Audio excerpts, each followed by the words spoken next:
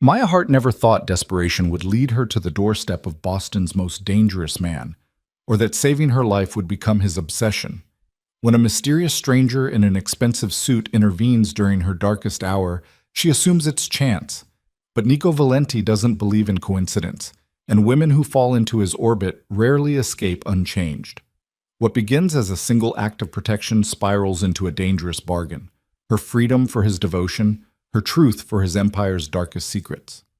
By the time Maya realizes the bartender who saved her is actually the heir to a criminal dynasty, she's already too close to walk away. And he's already decided she's worth burning his world down to keep. If you're ready to dive into Maya and Nico's dangerous love story, hit that like button and comment with your city so I can see how far this tale travels across the globe. Now let's begin where it all started, on a bitter Boston night when one desperate woman met the man who would change everything. The worst shifts always happened on Thursdays. Maya Hart had learned this truth during her first week at the Meridian, an upscale bar in Boston's financial district, where the cocktails cost more than her hourly wage, and the clientele treated service staff like attractive furniture. Thursday nights brought a particular breed of customer, the ones who'd survived the week's worst meetings, closed deals that would make or break careers, and arrived at the bar ready to celebrate or drown their sorrows with equal aggression. Tonight was shaping up to be spectacularly terrible. Maya balanced a tray of martinis, 3 dirty, 1 with extra olives, 1 impossibly specific with a whisper of vermouth that had required her to remake it twice, and navigated the crush of bodies near the main bar. Her feet ached in the required heels, cheap ones from a discount store that were already rubbing blisters despite the band-aids she'd strategically placed that morning. The black dress that constituted her uniform was a size too small, borrowed from another waitress who'd quit without warning, and the fabric pulled uncomfortably across her shoulders every time she lifted her arms. Finally, the woman who'd ordered the complicated martini snatched it from the tray without looking at Maya's face. "I was beginning to think you'd forgotten how to walk." Maya's smile remained professionally fixed, a skill she'd perfected over 3 weeks of employment. "Enjoy your evening."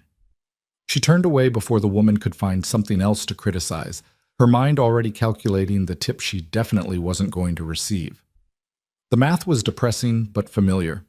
Even on good nights, even when she smiled until her face hurt and laughed at jokes that made her skin crawl, the tips barely covered her subway fare and the cheapest meals she could find. The actual paycheck, the one that came every 2 weeks and somehow seemed smaller each time, that went straight to her landlord, who was already threatening eviction despite her best efforts to negotiate.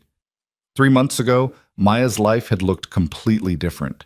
She'd had a steady job at a marketing firm, a modest but clean apartment in Somerville, and a boyfriend who'd seemed stable until the day he'd emptied their joint account and disappeared to California with a woman he'd met at a conference. The breakup had been devastating. The financial ruin had been catastrophic. Without the cushion of shared rent and the savings she'd thought were secure, Maya had spiraled fast. The marketing firm had downsized 2 weeks after her breakup, and her position had been eliminated in favor of restructuring. Her emergency fund, what little had remained after her ex's theft, had evaporated paying for her mother's unexpected medical bills back in Ohio. By the time she'd found work at the Meridian, she was already 2 months behind on rent and fielding increasingly hostile calls from her landlord. The new apartment, if the cramped studio in a questionable neighborhood could be called that, was all she could afford. The building had broken locks, unreliable heat, and neighbors who fought loudly at all hours. Her landlord, a perpetually angry man named Chen, who seemed to take personal offense to her existence, had made it clear that one more late payment would mean eviction. That deadline was tomorrow. Maya's stomach twisted with familiar anxiety as she delivered another round of drinks, this time to a table of finance bros who were already too drunk to notice her approach. One of them grabbed at her wrist as she set down his bourbon, his grip loose but insistent. "Hey, sweetheart, you got a boyfriend?" She extracted her wrist with practiced ease, stepping back before he could try again. Can I get you gentlemen anything else?" "Yeah, your number." He grinned, showing too many teeth. His friends laughed like he'd said something clever. "I'll send your server back to check on you." Maya was already moving, her tray held like a shield. Behind the main bar, she found Marcus, the night manager and the only person at the Meridian who'd shown her genuine kindness. He was mixing something elaborate involving fire and cinnamon, his dark hands steady despite the chaos surrounding him. "Table 7 getting handsy again?" he asked without looking up. "Nothing I can't handle." Maya set her empty tray down and reached for the order tickets that had piled up in her absence. 3 more tables, 2 of them demanding complicated cocktails that would take Marcus several minutes to prepare. Her feet throbbed in protest at the thought of more walking. "You look exhausted, Maya." She managed a smile that felt more like a grimace. "I'm fine."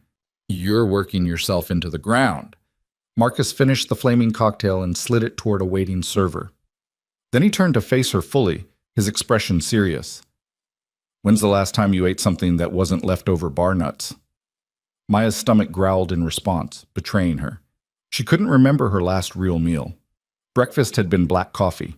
Lunch had been more coffee and a protein bar she'd found in the bottom of her purse.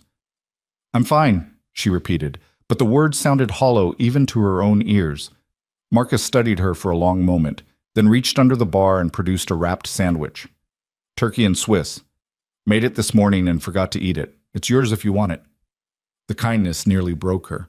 Maya felt tears prick at her eyes and blinked them back furiously. She couldn't cry at work, couldn't show weakness.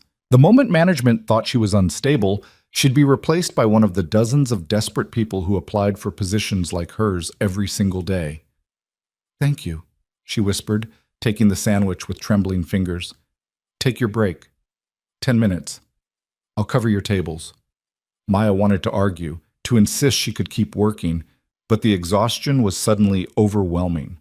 She nodded and slipped into the back hallway, past the kitchen and storage rooms, to the small employee area that smelled of cigarettes and industrial cleaner. The sandwich was perfect.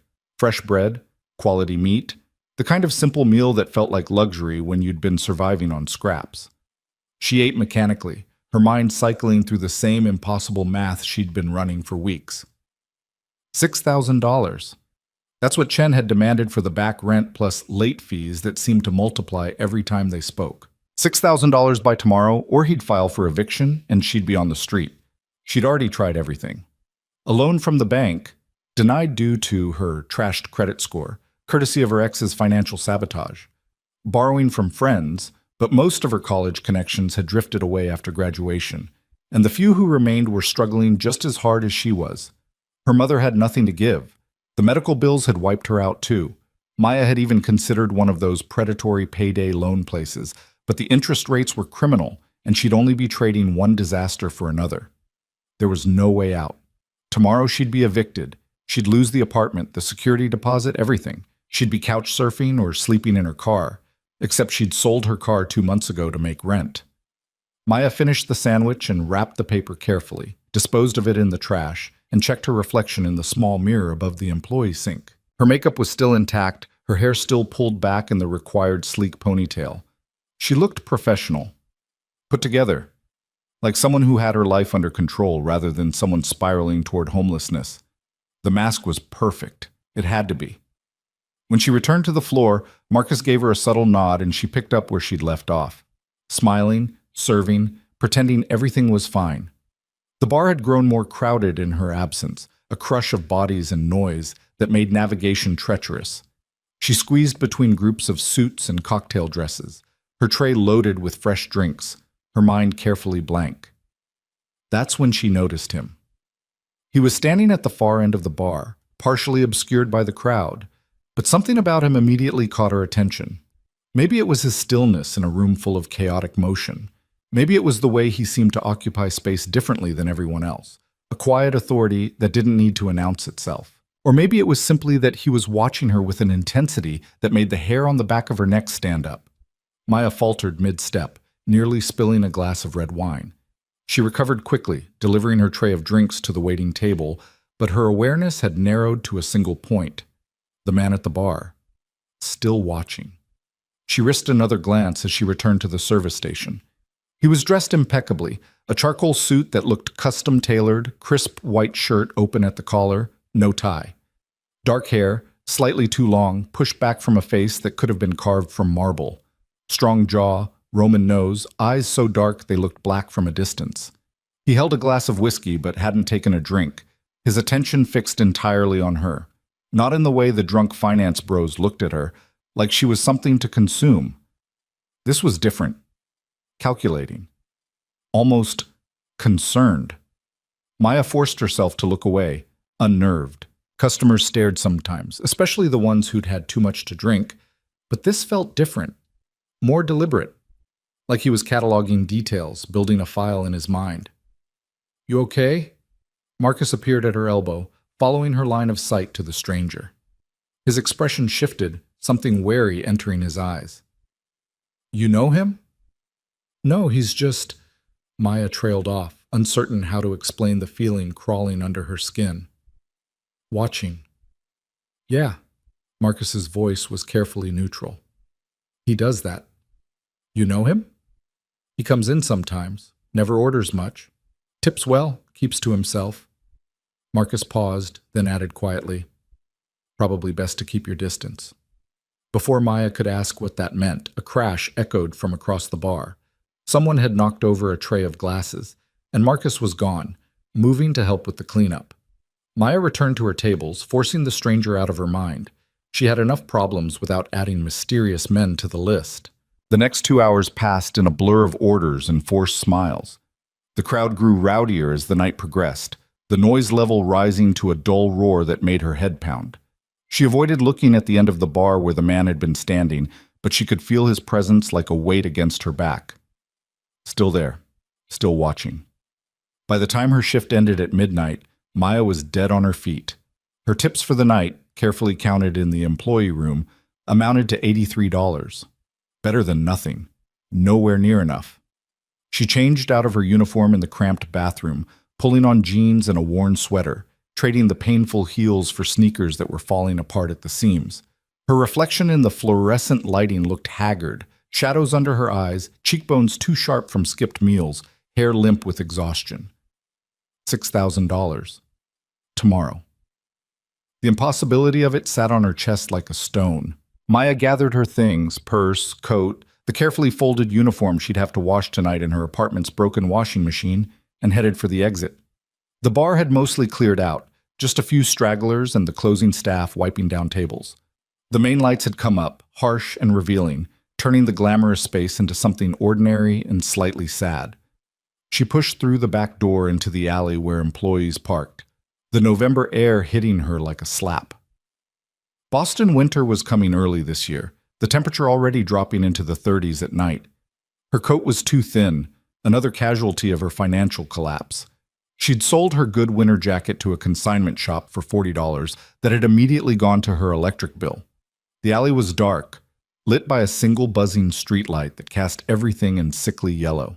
Maya's car was long gone, so she'd be taking the T home, a journey that would involve 2 train changes and a 15-minute walk through a neighborhood that made her nervous even in daylight. She was halfway to the street when she heard footsteps behind her. Maya's pulse spiked. She quickened her pace, keys already threaded between her fingers the way her mother had taught her. The footsteps matched her speed. "Hey, hey, waitress!" She recognized the voice, one of the finance bros from table 7, the one who'd grabbed her wrist. Maya kept walking, her heart hammering, almost to the street, just a few more yards. "Don't be rude, I'm talking to you." A hand closed on her shoulder, spinning her around. The finance bro, she'd never learned his name, never wanted to, loomed over her, his breath reeking of bourbon and entitlement. His tie was loosened, his expensive shirt untucked, eyes glassy with alcohol. "I asked you a question earlier. You never answered." His grip tightened, fingers digging into her collarbone. "You got a boyfriend or not?" "Let go of me." Maya's voice came out steadier than she felt. "Come on, don't be like that. I tip good. I can make it worth your while." His free hand reached for her face, and Maya jerked back. "I said let go." "Playing hard to get? That's cute." He pulled her closer, and Maya's training kicked in. She brought her knee up hard, aiming for his groin. She missed. He twisted at the last second, and her knee connected with his thigh instead. His expression darkened, the drunken friendliness evaporating into something ugly. "You bitch! The lady asked you to let go." The new voice was quiet, but cut through the tension like a blade. Maya's assailant froze, his grip loosening slightly. She turned her head and saw him, the stranger from the bar, stepping out of the shadows near the building. Up close, he was even more imposing. Tall, easily 6'2", with the kind of lean muscle that came from discipline rather than vanity. His dark eyes were fixed on the finance bro with an expression that made Maya's blood run cold. "This doesn't concern you," her assailant said, but his voice had lost its confidence. "It does now." The stranger moved closer, his steps unhurried but purposeful. "You're going to let her go. You're going to apologize. Then you're going to leave." "Who the fuck do you think—" "Now." The single word carried weight beyond its syllables. The finance bro's hands dropped from Maya like she'd burned him. He took a step back, then another, his earlier bravado crumbling under the stranger's stare. "Sorry," he muttered in Maya's general direction. Then he was stumbling toward the street, nearly tripping over his own feet in his haste to escape. Maya stood frozen, her pulse still racing, trying to process what had just happened. The stranger watched until the finance bro disappeared around the corner, then turned his attention to her. "Are you hurt?" She shook her head, not trusting her voice. "He touched you. Did he injure you?" "No, I'm fine." The words came out shaky. Maya tried to steady herself, wrapping her arms around her middle. "Thank you. You didn't have to—" "Yes, I did." He studied her face, that same intense assessment she'd felt from across the bar. "You're trembling. It's cold. It's fear." He shrugged out of his suit jacket and held it out to her. "Take this." "I can't. You're freezing and in shock." "Take the jacket, Maya." She went still. "How do you know my name?" Something flickered across his face, acknowledgement of a mistake perhaps, or calculation about how much to reveal. "Your name tag, from earlier." That made sense, except Maya had removed her name tag before leaving the bar, had tucked it into her purse along with the uniform. The lie was smooth but obvious, and the stranger seemed to know she'd caught it. "I'm not going to hurt you," he said quietly, "but I'd feel better if you weren't standing in a dark alley shaking from cold and adrenaline. Please take the jacket." Maya accepted it because arguing seemed more dangerous than compliance. The jacket was still warm from his body, lined with silk that felt like luxury against her skin. It smelled like expensive cologne and something else, gun oil maybe, though that seemed absurd. "Do you have a car?" he asked. "No, I'm taking the T." His expression darkened. "Not at midnight. Not through this neighborhood. I do it every night. I'm fine." "You're not fine. You were just assaulted." He pulled out his phone, typed something quickly. "My car is coming. I'll drive you home." Every instinct Maya possessed screamed that this was a terrible idea. Strange men offering rides, dark alleys, the way he'd appeared out of nowhere, the way he'd known her name. This was how women disappeared.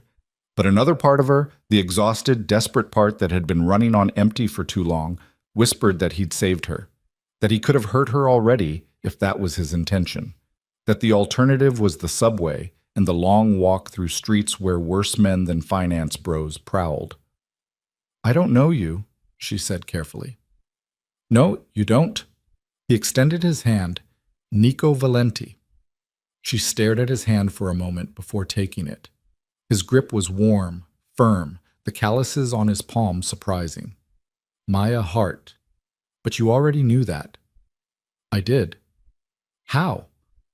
"I asked Marcus about you, weeks ago." Nico released her hand but didn't step back. "You've been working yourself to exhaustion, coming in early, staying late, taking every shift they'll give you. I wanted to know why." The honesty was more unsettling than a lie would have been. "That's creepy." "Yes, it is." No apology, just acknowledgement. "My car's here." Maya turned and saw a black sedan pulling into the alley, silent as a shadow. The windows were tinted dark enough to be illegal. The driver, a massive man with a shaved head and a neck like a tree trunk, didn't look at her, just kept his eyes forward in a way that suggested military training. Every red flag in Maya's brain was waving frantically. This was wrong. Dangerous. She should run.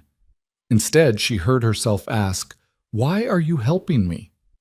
Nico opened the back door of the sedan, then turned to face her fully. In the weak streetlight, his features seemed carved from shadow and bone, beautiful and terrible at once. "Because I can," he said simply, "and because you need it." "You don't know anything about what I need." "Don't I?" His eyes held hers, and Maya felt stripped bare under that gaze. "You're drowning, Maya Hart. I can see it. The question is whether you're going to let someone throw you a rope or if you're stubborn enough to drown on principle." The words hit too close to home. Maya's throat tightened, her carefully maintained composure cracking. She was so tired, so scared, so completely out of options. "One ride home," she said finally. "That's all." "One ride home," Nico agreed, but the way he said it suggested he knew it wouldn't end there. Maya climbed into the sedan, sinking into leather seats that probably cost more than her monthly rent. Nico slid in beside her, maintaining a respectful distance, and the driver pulled smoothly into traffic without waiting for an address. "Where are we going?" Maya asked, then realized the driver was already heading in the right direction. Toward Somerville. Toward her building. "You know where I live?" "Yes." No apology, no justification, just fact. Maya should have been terrified, should have demanded to be let out. Instead, she found herself studying Nico's profile in the darkness, trying to understand what kind of man went to this much trouble for a waitress he didn't know. "What do you want from me?" she asked quietly. Nico turned to look at her, and the intensity in his eyes made her breath catch. "Nothing you're not willing to give." "That's not an answer. It's the only one I have right now." He reached into his jacket, the one he'd given her, and produced a business card. Thick stock, minimal design, just a name and a phone number. No company, no title. "If you ever need anything, call this number." "Why would I need anything from you?" "Because tomorrow your landlord is going to demand $6,000 you don't have. Because the job market is terrible, and you're one missed shift away from losing the only income you've got. Because you're alone in this city, and you've run out of people to ask for help." Nico's voice was matter-of-fact, not cruel. "I'm offering to be the person you can ask." Maya's hands tightened around the card, her mind reeling. He knew about her debt, about the eviction. How much had he learned about her life? "This is insane," she whispered. "Yes. I don't know you." "You will." It wasn't a threat. It was a promise. The sedan pulled to a stop in front of Maya's building, a sagging 3-story walk-up with cracked windows and graffiti on the mailboxes. In the darkness, it looked even more depressing than usual. Nico's driver remained motionless, eyes forward, as if he witnessed scenes like this every night. Maya reached for the door handle, then stopped. "Why me?" "Because you're still fighting." Nico's expression softened almost imperceptibly. "Most people in your situation would have given up weeks ago, gone home, declared bankruptcy, let the world win. But you're still here, still working, still refusing to break." He paused. "That kind of strength is rare, worth protecting." Before Maya could respond, he leaned forward and opened her door. Cold air rushed in, breaking the strange intimacy of the moment. "Good night, Maya Hart." She climbed out on unsteady legs, still clutching his jacket and the business card. "Good night, Mr. Valenti." "Nico." His eyes caught the streetlight, reflecting it back like a predator's. "Call me Nico." The sedan pulled away before Maya could reply, disappearing into the night as silently as it had come. She stood on the sidewalk for a long moment, her mind spinning, before finally climbing the stairs to her apartment. Inside, the space was exactly as she'd left it, cramped, cold, the heat only working intermittently. Her few possessions were already mostly packed, boxes stacked against the walls in preparation for an eviction she couldn't prevent. The refrigerator contained a half-empty bottle of ketchup and some wilted lettuce. The furniture was secondhand and broken. This was rock bottom. And tomorrow, she'd fall even further. Maya set Nico's jacket on her bed, the only piece of furniture she actually owned, and studied the business card under the dim lamp. The number stared back at her, 10 digits that represented either salvation or damnation. Probably both. She thought about the way Nico had looked at her, the way he'd known exactly what she was facing. The car, the driver, the quiet authority that suggested this was a man who didn't make empty promises. Who was he? What did he want? And why had he chosen her? The questions circled endlessly as Maya changed into pajamas and crawled into bed, still wearing Nico's jacket because her apartment was freezing and the expensive wool was the warmest thing she owned. She set an alarm for 6 a.m., early enough to make one last desperate call to her landlord, to beg for an extension she knew wouldn't come. But beneath her phone, half hidden under the pillow, was Nico's card. Just in case. Maya's alarm went off in what felt like minutes. She dragged herself out of bed, every muscle protesting, and made instant coffee with water she had to heat on the stove because her microwave had died last week. The apartment was frigid. The heat had cut out entirely overnight, and her breath misted in front of her face as she dialed Chen's number. He answered on the fourth ring, his voice already hostile. What? Mr. Chen, it's Maya Hart. I wanted to talk about the payment that's due today. $6,000 by 5 p.m. I already told you this. I understand, but I'm asking if there's any way we could work out a payment plan. I have $800 right now, and if you could give me until the end of the month, no. Please, Mr. Chen, I've been a good tenant. I've never caused problems. I just need a little more time. You've been a terrible tenant, late on rent every month, complaints from neighbors about noise. That was a lie. Maya was never home long enough to make noise. I already have someone lined up to take the apartment. You pay the full amount by 5 or you're out. I'm begging you. 5 p.m., Ms. Hart. Don't make me call the sheriff. The line went dead. Maya sat on her bed, staring at her phone, feeling the last threads of hope unravel. $800. $6,000 needed. There was no miracle coming, no last-minute save. Her eyes drifted to Nico's business card still sitting on her nightstand. If you ever need anything. This was insane. Dangerous. She didn't know this man, didn't understand what he wanted or what accepting his help would mean. He could be a loan shark, a criminal, someone who would trap her in a debt she could never repay. But what choice did she have? Maya picked up the card with trembling fingers and dialed before she could change her mind. He answered on the first ring, his voice alert despite the early hour. Maya, how did you know it was me? I've been waiting for your call. A pause. What do you need? The words stuck in her throat. Accepting this felt like stepping off a cliff, trusting that someone would catch her rather than let her fall. But she was already falling, had been falling for months. $6,000, she whispered, by 5 p.m. today. Done. Just like that? Just like that? She heard movement on his end, the sound of footsteps, a door closing. Give me your address. You already know my address. Say it anyway. I want to hear you choose this. Maya closed her eyes. 414 Morrison Street, apartment 2B. The money will be there in 2 hours, cash. You'll pay your landlord and keep the receipt. Nico's voice was calm, businesslike, as if he loaned out thousands of dollars every morning before breakfast. Is there anything else you need? I don't understand why you're doing this. I told you last night you're still fighting. That's worth supporting. Nothing is free, Maya said quietly. What's this going to cost me? Nothing you're not willing to give, Nico repeated. But Maya, if you take this money, you're going to owe me. Not in the way you're thinking, not your body, not your soul, but you will owe me honesty. When I ask you questions, you answer them. When I offer you something, you consider it seriously rather than dismissing it out of pride. That's the debt. Truth and consideration. It sounded too simple, too clean. But Maya was out of options and out of time. Okay, she breathed. Okay. Good. Answer your door when the courier arrives. And Maya? Yes? This is just the beginning. The line went dead. Maya sat frozen for several minutes, trying to process what she'd just done.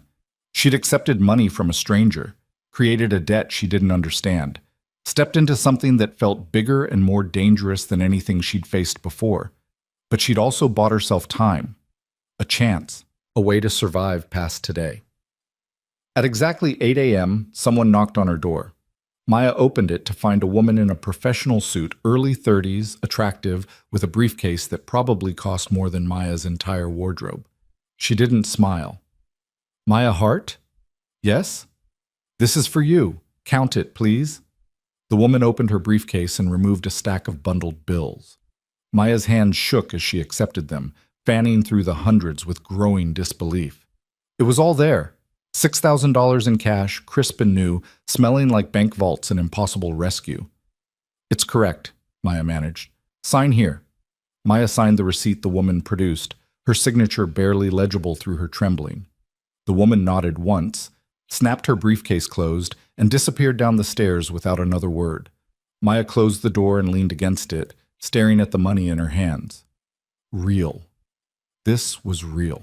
She paid Chen at 4 p.m., watching his expression shift from hostile to surprised to calculating as she counted out the bills. He provided a receipt without comment, his eyes lingering on the cash in a way that made Maya's skin crawl. Pleasure doing business, he said, and Maya left before she could say something that would ruin this fragile peace. Back in her apartment, she should have felt relief. Instead, she felt the weight of the debt settling onto her shoulders. Nico Valenti had saved her, and she had no idea what that salvation would ultimately cost. Her phone rang an hour later. Unknown number. Hello? Maya Hart? A woman's voice, crisp and professional. This is Rebecca Channing from Hartwell & Associates. We're a consulting firm in downtown Boston, and we've had your resume in our system for several months. A position has just opened up that we think you'd be perfect for. Would you be available for an interview tomorrow morning? Maya's mind went blank. She'd sent her resume to dozens of firms months ago, back when she'd first lost her job. None of them had ever called.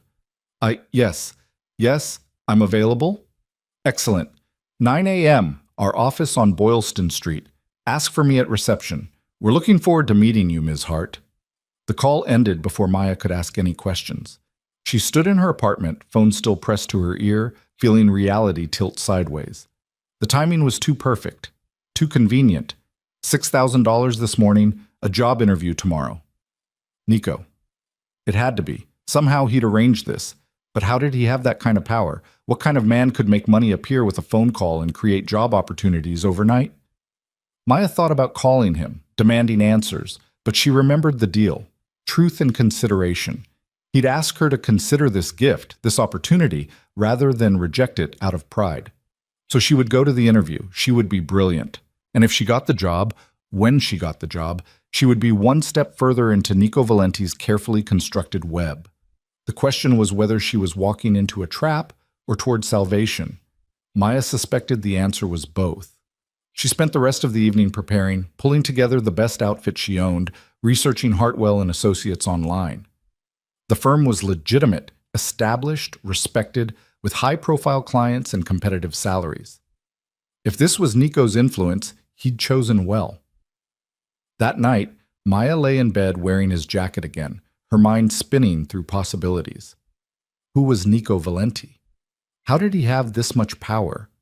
And what did he see when he looked at her that made him willing to invest so much in a struggling waitress?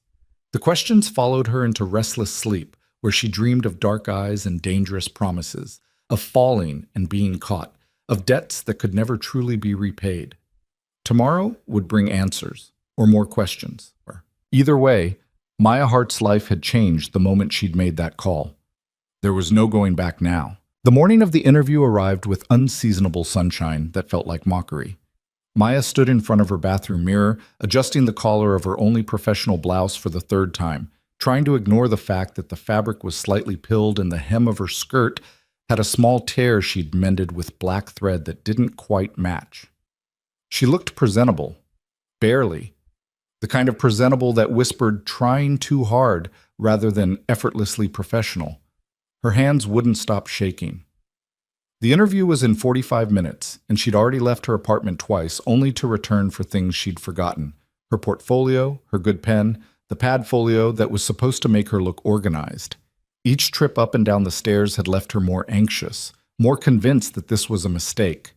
That Hartwell & Associates would take one look at her and know she didn't belong in their world of expensive suits and corner offices. That they'd know Nico had manufactured this opportunity.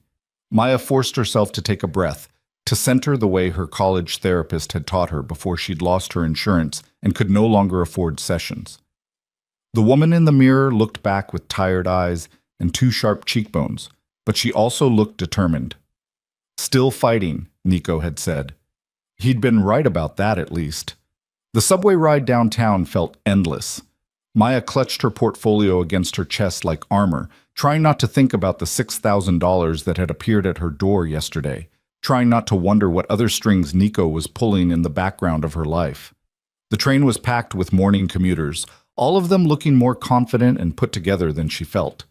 A woman across from her scrolled through her phone with manicured nails, her designer handbag sitting carelessly at her feet. A man in a tailored suit read the Financial Times, his watch probably worth more than Maya's yearly income. This was the world she was trying to enter, the world Nico clearly inhabited with ease. Hartwell and Associates occupied 3 floors of a gleaming high-rise on Boylston Street, the kind of building with a marble lobby and security guards who looked like they'd been recruited from the Secret Service. Maya gave her name at the desk, her voice steadier than she felt, and was directed to the elevators with a visitor's badge that felt like a brand marking her as someone who didn't belong. The reception area on the 14th floor was all glass and chrome, furnished with modern chairs that looked beautiful and uncomfortable in equal measure. A woman behind a sleek desk looked up as Maya approached, her smile professional and distant. "Maya Hart for Rebecca Channing," Maya said. "Of course. Ms. Channing is expecting you. Just one moment." The receptionist spoke quietly into her headset, then gestured toward a hallway lined with floor-to-ceiling windows. "Third door on the left." Maya walked down the corridor feeling like she was approaching an execution. Through the windows, Boston stretched out below. The Common, the harbor, streets she'd walked 100 times now transformed by altitude into something beautiful and remote. This was the view people paid for. The perspective of power. Rebecca Channing's office was corner-positioned with windows on 2 walls and furniture that probably cost more than Maya's car had. The woman herself stood as Maya entered, tall, blonde, early 40s, with the kind of effortless elegance that came from money and confidence. Her handshake was firm. "Ms. Hart, thank you for coming in on such short notice." "Thank you for the opportunity." Maya settled into the chair Rebecca indicated, fighting the urge to fidget.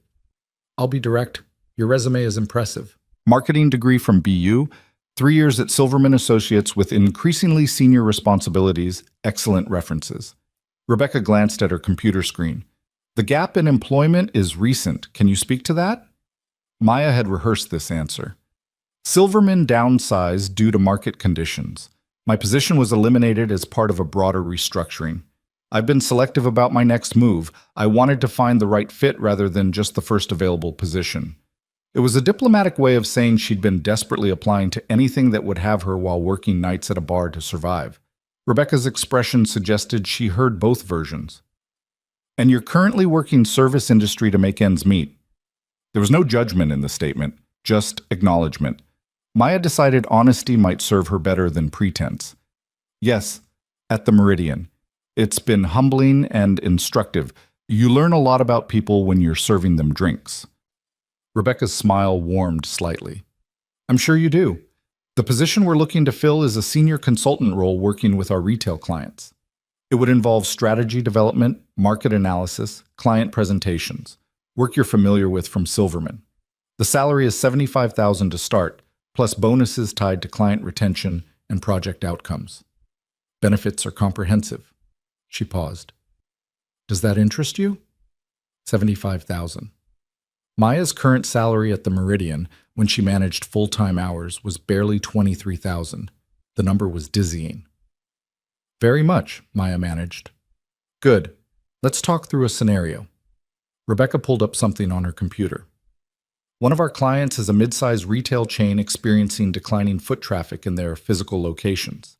They're considering a major digital transformation, but concerned about alienating their core customer base, which skews older and less tech-savvy.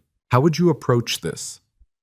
Maya's mind clicked into gear, the familiar territory of problem-solving pushing aside her anxiety. She'd done this work before, knew how to balance innovation with customer comfort, how to build bridges between old models and new realities. She talked for 10 minutes, outlining a phased approach that would test digital initiatives in select markets while maintaining traditional service in others, building feedback loops and adaptation strategies. Rebecca listened with focused attention, occasionally nodding, her expression giving nothing away. When Maya finished, Rebecca leaned back in her chair. That's exactly the kind of thinking we need. Strategic but pragmatic. Customer-focused without being resistant to change. She studied Maya for a long moment. I'm going to be honest with you, Ms. Hart. Your resume came to my attention through an unusual channel. Someone I trust vouched for your capabilities and suggested I give you a serious look. There it was. Confirmation of what Maya had suspected. May I ask who? No. Rebecca's tone was gentle but final.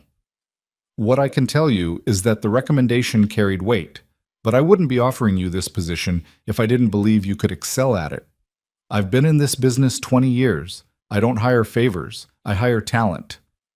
Maya wanted to ask more questions, to demand to know the extent of Nico's involvement, but Rebecca's expression suggested the topic was closed. Instead, she asked, "What happens next?" If you're interested, I'd like to bring you back tomorrow to meet with 2 of our partners and see our client workspaces. Assuming that goes well, we could have an offer letter to you by end of week. You'd start Monday. 5 days.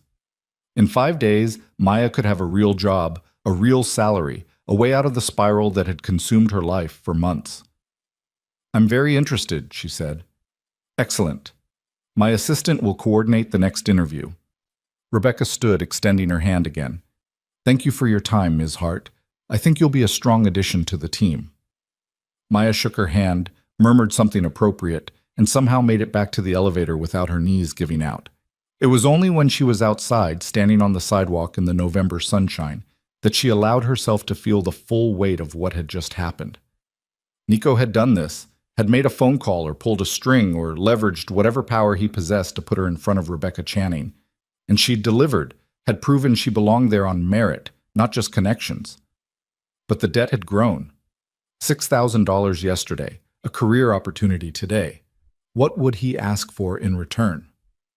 Maya pulled out her phone and dialed his number before she could second-guess the impulse. He answered immediately. How did it go? You know how it went? You probably knew before I walked out of the building. Rebecca called. Yes, she was impressed. Nico's voice carried satisfaction. Congratulations. I didn't accept the job yet. You will. It wasn't arrogance, just certainty. You'd be foolish not to, and you're not foolish. Maya found a bench near the public garden and sat, watching tourists feed ducks in the pond. Normal people doing normal things, their lives uncomplicated by mysterious benefactors and moral ambiguity. What do you want from me, Nico? I want to have dinner with you, tonight. That's it? For now. The honesty was almost worse than a lie would have been. Maya closed her eyes, feeling the autumn sun warm on her face, and made a decision that felt both inevitable and terrifying. Where and when? I'll pick you up at 7. Wear something comfortable. We're not going anywhere that requires performance. I don't have anything that's not comfortable. I can barely afford what I'm wearing right now. Then wear exactly what you're wearing. A pause. Maya, you could show up in pajamas and I'd still want to have dinner with you. This isn't about impressing anyone. Everything is about impressing someone. Not with me. Nico's voice softened. 7 o'clock. I'll see you then. He hung up before she could argue. Maya spent the rest of the day in a strange limbo between anxiety and anticipation. She went back to her apartment, changed out of her interview clothes, tried to distract herself with mundane tasks, laundry, dishes, organizing the boxes she'd packed for an eviction that was no longer coming. But her mind kept circling back to the evening ahead, to the question of what Nico actually wanted. At 6:30, she stood in front of her closet trying to decide what something comfortable meant. Her wardrobe was limited. Work clothes from her previous life, most of them now too loose since she'd lost weight, and casual clothes that were worn to the point of embarrassment. She finally settled on dark jeans that fit reasonably well, a soft gray sweater that didn't have any visible holes, and the nicest pair of boots she owned. The effect was understated, almost plain, but it was honest, and Nico had asked for honesty. At exactly 7 p.m., her phone buzzed with a text. Downstairs. Maya grabbed her coat, still too thin for the weather, and headed down to find the same black sedan from 2 nights ago idling at the curb. Nico was standing beside it, and her breath caught despite her best efforts at composure. He'd dressed down from the suit she'd seen him in before, wearing dark slacks and a black sweater that emphasized his lean frame. His hair was slightly disheveled, as if he'd been running his hands through it, and the effect was somehow more devastating than the formal perfection of their first meeting. He looked approachable, almost human. "Hi," Maya said, suddenly uncertain. "Hi." Nico's smile was slight but genuine. He opened the car door for her. "Thank you for coming." "Did I have a choice?" "Always." He slid in beside her as the driver pulled into traffic. "You can choose to walk away at any point, Maya. I promise you that." "And if I did? If I said thank you for the money and the job interview, but I'm done?" Nico considered the question seriously. "Then I'd respect that choice. You'd keep the money. Consider it a gift, no strings attached. The job opportunity would stand on its own merit, and I'd leave you alone." "Just like that?" "Just like that." He turned to face her fully. "I'm not interested in keeping you against your will. That's not what this is." "Then what is it?" "Dinner, conversation, a chance for you to understand who I am and what I'm offering." Nico's dark eyes held hers. "After tonight, you'll have enough information to make an informed decision about whether you want me in your life." The phrasing was deliberate. Not whether she wanted his help or his money, but whether she wanted him. Maya felt heat rise in her cheeks and looked away, focusing on the city sliding past outside the tinted windows. They drove for 20 minutes, leaving downtown Boston behind and heading toward the water. Maya didn't recognize the neighborhood, expensive, clearly, with the kind of understated wealth that didn't need to announce itself. Tree-lined streets, historic brownstones, cars that cost more than most people's houses. The sedan pulled up in front of a townhouse that looked like it had been transplanted from a European capital. 4 stories of red brick and black shutters, window boxes that probably bloomed with flowers in warmer months, a door painted glossy black with brass fixtures that gleamed in the streetlight. "This is your home?" Maya asked. "One of them." Nico opened her door and offered his hand. "Come on. I promise the interior is less intimidating than the exterior." That was a lie, Maya discovered, as soon as she stepped inside. The townhouse was beautiful in the way museums were beautiful, full of art and history and things that shouldn't be touched. The foyer alone was larger than her entire apartment, with marble floors and a staircase that curved upward into shadow. But it was also clearly lived in, with books stacked on a side table and a jacket hung carelessly over a chair. Small signs of humanity that kept the space from feeling like a showroom. "Kitchen's this way," Nico said, leading her down a hallway. "I hope you're hungry." The kitchen was modern and professional, all stainless steel and granite countertops, with windows overlooking a small garden that was mostly dormant for winter. Something was cooking. Maya could smell garlic and herbs, the rich scent of meat braising. "You cook?" she asked, surprised. "When I have time. Tonight seemed like a good occasion." Nico moved to the stove, checking whatever was in the large pot with practiced ease. "Osobuco, my grandmother's recipe. It'll be ready in about 10 minutes. Wine?" Maya nodded, still trying to reconcile the man in front of her with the mysterious figure who'd rescued her in an alley, who'd made money and job opportunities appear with phone calls. This version of Nico, barefoot in an expensive kitchen, cooking Italian food, felt dangerously real. He poured 2 glasses of red wine, something that probably cost more than her weekly salary, and handed her one. Their fingers brushed, and Maya felt electricity arc between them, sharp and undeniable. "Tell me about the interview," Nico said, leaning against the counter with easy grace. "It went well. You already know that." "I want to hear your version." So Maya told him, editing nothing, the anxiety, the feeling of not belonging, the moment when the work itself had kicked in, and she'd remembered she was actually good at what she did. Nico listened with the same focused attention she'd noticed before, as if she were the only person in the world worth hearing. "Rebecca said someone vouched for me," Maya added. "That was you." "It was." "How do you know her?" "I know a lot of people in this city." Nico sipped his wine. "Rebecca and I have a professional relationship. When I mentioned I knew someone with your background who was looking for work, she agreed to review your resume. The interview was all you. I couldn't manufacture that." But you could manufacture the opportunity. Yes. No apology, no justification. I could, and I did. Is that a problem? Maya wanted to say yes, wanted to be angry at the manipulation, the strings being pulled behind her back. But the truth was more complicated. I don't know, she admitted. Part of me is grateful. Part of me is terrified of what this means. What do you think it means? That I'm in debt to you. That you're going to ask for something I can't give. Nico set down his wine glass and moved closer, not touching, but near enough that Maya could feel the heat of his body. Let me tell you what I want, and you can decide if it's something you're willing to consider. Okay. I want to know you. Spend time with you. Take you to dinner, have conversations that last until 3 in the morning, learn what makes you laugh, and what keeps you awake at night. His voice was low, intense.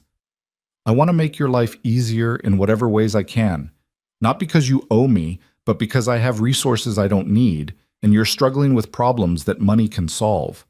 I want you to accept those resources without shame or guilt. That's it? You just want to give me things? No. Nico's eyes held hers. I want you to let me care about you. That's the real ask. Everything else is just logistics. Maya's heart was pounding so hard she was certain he could hear it. Why me? You could have anyone. Someone from your world, someone who fits. I don't want someone from my world. His hand came up to cup her face, thumb brushing her cheekbone with devastating gentleness. I want you.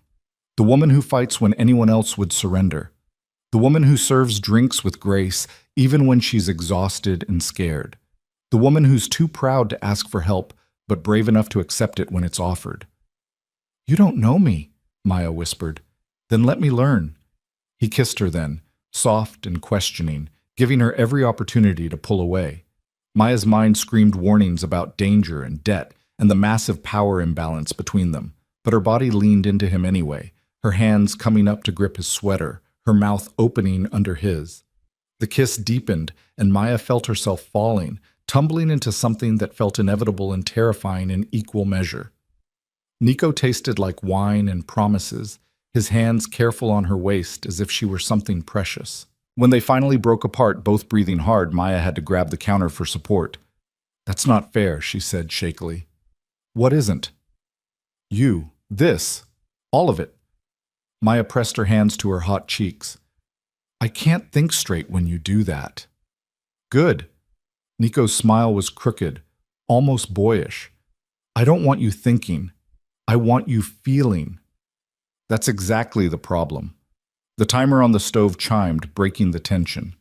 Nico turned to check the osobuco, and Maya took the opportunity to steady herself, to rebuild the walls he'd just demolished with one kiss. They ate at a small table in the kitchen rather than the formal dining room Maya had glimpsed off the foyer. The food was incredible. Meat so tender it fell off the bone, risotto creamy and rich, vegetables roasted with herbs.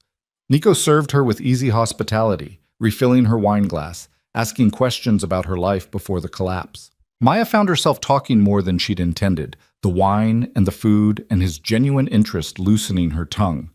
She told him about her childhood in Ohio, her mother's illness, the boyfriend who'd stolen her savings, about the dreams she'd had before everything fell apart, traveling, maybe starting her own consulting firm someday, simple things that seemed impossibly distant now. They're not distant, Nico said quietly. They're just delayed. You say that like it's easy. It's not easy, but it's possible. He reached across the table and took her hand, his thumb tracing patterns on her palm. Maya, I'm going to tell you something, and I need you to hear it without arguing. The job at Hartwell is real. You earned that. But there are other things I want to give you that have nothing to do with earning. A better apartment in a safe neighborhood. A car so you don't have to take the subway at midnight. Clothes that make you feel confident instead of self-conscious. These things matter to me because you matter to me. We met 3 days ago. I've been watching you for 3 weeks. At her startled expression, he added, I know how that sounds, but it's true. The first time I saw you at the Meridian, you were running yourself ragged trying to keep up with impossible demands, and you still stopped to help another server who'd dropped a tray. You could have ignored it, protected yourself.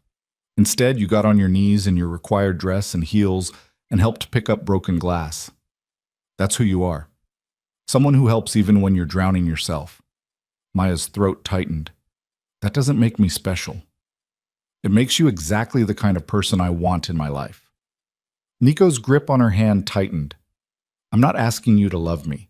I'm not even asking you to trust me yet. I'm asking you to let me help, to accept that sometimes good things happen not because you earned them, but because someone decided you deserved them. And what do you get out of this arrangement?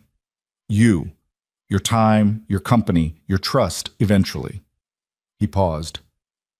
Your honesty when you think I'm wrong, your perspective on a world I've spent too much time isolated from, the chance to be something other than what I've been my entire life. There was something in his voice, loneliness maybe, or hunger for connection, that made Maya's chest ache. She thought about her apartment, about the Meridian, about the endless cycle of exhaustion and anxiety that had been her life for months. And she thought about the alternative he was offering: security, opportunity, the space to breathe and rebuild. It would cost her something, that was certain. The question was whether the price was one she could afford to pay. I need time, she said finally, to think about this, to understand what I'm agreeing to. Take all the time you need. Nico released her hand and stood, beginning to clear dishes. But while you're thinking, let me do something for you. Not as payment or obligation, as a gift. What kind of gift? He pulled an envelope from a drawer and set it in front of her. Inside was a key and an address in Cambridge. It's a one-bedroom apartment in a secure building. Furnished, utilities included, month-to-month lease in your name. If you take the job at Hartwell, you'll need somewhere stable to live, somewhere you're not constantly afraid of eviction or break-ins. Nico's expression was serious. This is not contingent on anything else. If you decide tomorrow that you never want to see me again, the apartment is still yours for as long as you need it. Maya stared at the key, her mind reeling. I can't accept this. Why not? Because it's too much. Because I don't understand what you want from me. Because... Her voice broke. Because I'm scared that if I accept this, I won't be able to leave when I need to. Nico crouched beside her chair, bringing himself to her eye level. Then take the apartment and prove yourself wrong. Show both of us that you can accept help and still maintain your independence, that you can let someone care about you without losing yourself. His hand came up to brush away a tear she hadn't realized had fallen. You're stronger than you think, Maya Hart. Strong enough to survive what you've been through. Strong enough to accept something good when it's offered. What if I'm not? Then I'll be here to catch you when you fall. The promise hung between them, weighted with significance Maya couldn't fully understand. She thought about her apartment, about the broken locks and unreliable heat, about lying awake at night listening to her neighbors fight and wondering how much longer she could hold on. She thought about the alternative: safety, warmth, a space that was truly hers. And she thought about Nico, this strange and dangerous man who cooked Italian food and kissed like he was trying to memorize the shape of her mouth, who seemed to see through every defense she'd built to the exhausted, terrified woman underneath. Okay, Maya whispered. Okay, I'll take the apartment. Nico's smile was brilliant, transforming his severe features into something almost beautiful. Thank you. But I need you to tell me the truth about something. Anything. Who are you? Really? Not just some businessman who happens to have money and connections. Nobody has this kind of power without it coming from somewhere dark. Nico stood, his expression growing serious again. He poured them both more wine, then returned to his seat across from her. You're right, he said quietly. Nobody has this kind of power without compromise. I'm going to tell you the truth, Maya, but I need you to listen to all of it before you make any decisions. Her heart began to pound. Okay, my family has been in Boston for 3 generations. My grandfather came here from Sicily in the 1950s and built a business empire. Restaurants, construction, real estate development, legitimate businesses mostly. But the foundation they were built on was anything but legitimate. Nico held her gaze. My family's connected, Maya, to organizations that operate outside the law. Not deeply, not the way we used to be, but enough that the connections still exist, still matter. Maya's mouth went dry. You're talking about the Mafia. I'm talking about a complicated legacy that I've spent my adult life trying to distance myself from while still benefiting from the resources it provides. He didn't look away, didn't soften the truth. I've never killed anyone. I've never ordered violence. But I've profited from businesses that were started with dirty money, and I have relationships with people who absolutely have done those things. Well, why are you telling me this? Because you asked for honesty. And because if we're going to continue this, whatever this is, you need to understand what you're walking into. Nico's voice was steady. I can't offer you a simple life, Maya. I can offer you safety, resources, opportunities. But there will always be complications, questions I can't answer, situations where I'll need you to trust me without full explanation. Maya stood abruptly, needing to move, to process. She walked to the window overlooking the garden, her mind spinning. Everything she'd suspected, confirmed, everything she'd feared, laid out in stark honesty. Are you in danger? She asked quietly. No more than anyone else in this city. That's not an answer. The honest answer is that I've worked very hard to make myself untouchable through legitimate means. I have lawyers, accountants, political connections. The dangerous elements of my family's legacy are being systematically dismantled and replaced with clean businesses. It's a slow process, but it's happening. Nico came to stand behind her, close, but not touching. You would never be in danger from my world, Maya. That's a promise I can make absolutely. She turned to face him. How can you promise that? Because I would burn everything I've built before I let harm come to you. The intensity in his voice made her shiver. Maya searched his face, looking for deception or manipulation, and found only raw sincerity. I need to go, she said finally. I need to think. Of course. Nico stepped back immediately, giving her space. I'll have my driver take you home. To my apartment, not the new one. I'm not ready for that yet. Wherever you want to go. They didn't speak during the ride back to Somerville. Maya sat with the envelope containing the key and address clutched in her hands, her mind a chaos of fear and possibility. When the sedan pulled up in front of her building, Nico finally broke the silence. Take the second interview at Hartwell. Build your career. The apartment will be available whenever you're ready, a week from now, a month from now, whenever. He caught her hand as she reached for the door. And Maya? I meant what I said. You can walk away at any point. I'll be disappointed, but I'll respect your choice. Maya nodded, not trusting her voice, and climbed out of the car. She didn't look back as she walked up the stairs to her apartment, but she felt his eyes on her until she disappeared inside. In the cold silence of her studio, Maya sat on her bed and stared at the envelope. A key to a better life. A doorway into something dangerous and intoxicating. An offer from a man who'd laid his truth bare and given her the power to accept or reject it. She thought about Nico's kiss, about the way he'd looked at her like she mattered, about the ossobuco, and the wine, and the conversation that had felt more real than anything she'd experienced in months, about the honesty of his confession, the risk he'd taken in revealing his family's connections. She thought about the job interview tomorrow, about Rebecca Channing's assessment that Maya's capabilities stood on their own merit, about the possibility of rebuilding not just her career but her entire life. And she thought about the alternative, rejecting Nico's help, returning to the Meridian, and the desperate scramble of survival, proving her independence at the cost of everything else. Maya pulled out her phone and sent a text before she could second-guess herself. Thank you for dinner. Thank you for your honesty. I'm going to the second interview tomorrow, and I'm going to take some time to think about everything else. But I'm not walking away. Not yet. His response came almost immediately. That's all I'm asking for. Good night, Maya.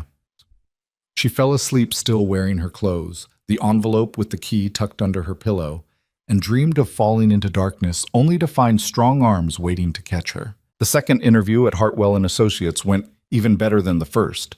Maya met with two partners who grilled her on case studies and strategic frameworks, and she felt the old confidence returning, the version of herself who'd excelled at Silverman, who'd known her worth before everything collapsed. By the time she left the building, Rebecca had already sent an email with an offer letter attached. $75,000 to start, benefits beginning day 1, a start date the following Monday. Maya accepted before she could overthink it. The weekend passed in a blur of logistics and anxiety. She gave notice at the Meridian, enduring Marcus's genuine happiness for her and the manager's irritated indifference. She packed her few belongings into boxes, said goodbye to the apartment that had represented her lowest point, and on Sunday morning she finally used the key Nico had given her. The Cambridge apartment was in a renovated brownstone near Harvard Square, 4th floor, with an elevator that actually worked and a lobby that smelled like fresh paint instead of mildew. Maya's hand shook as she unlocked the door to Unit 4C and stepped inside. The space took her breath away. Hardwood floors gleamed in the afternoon sunlight streaming through tall windows.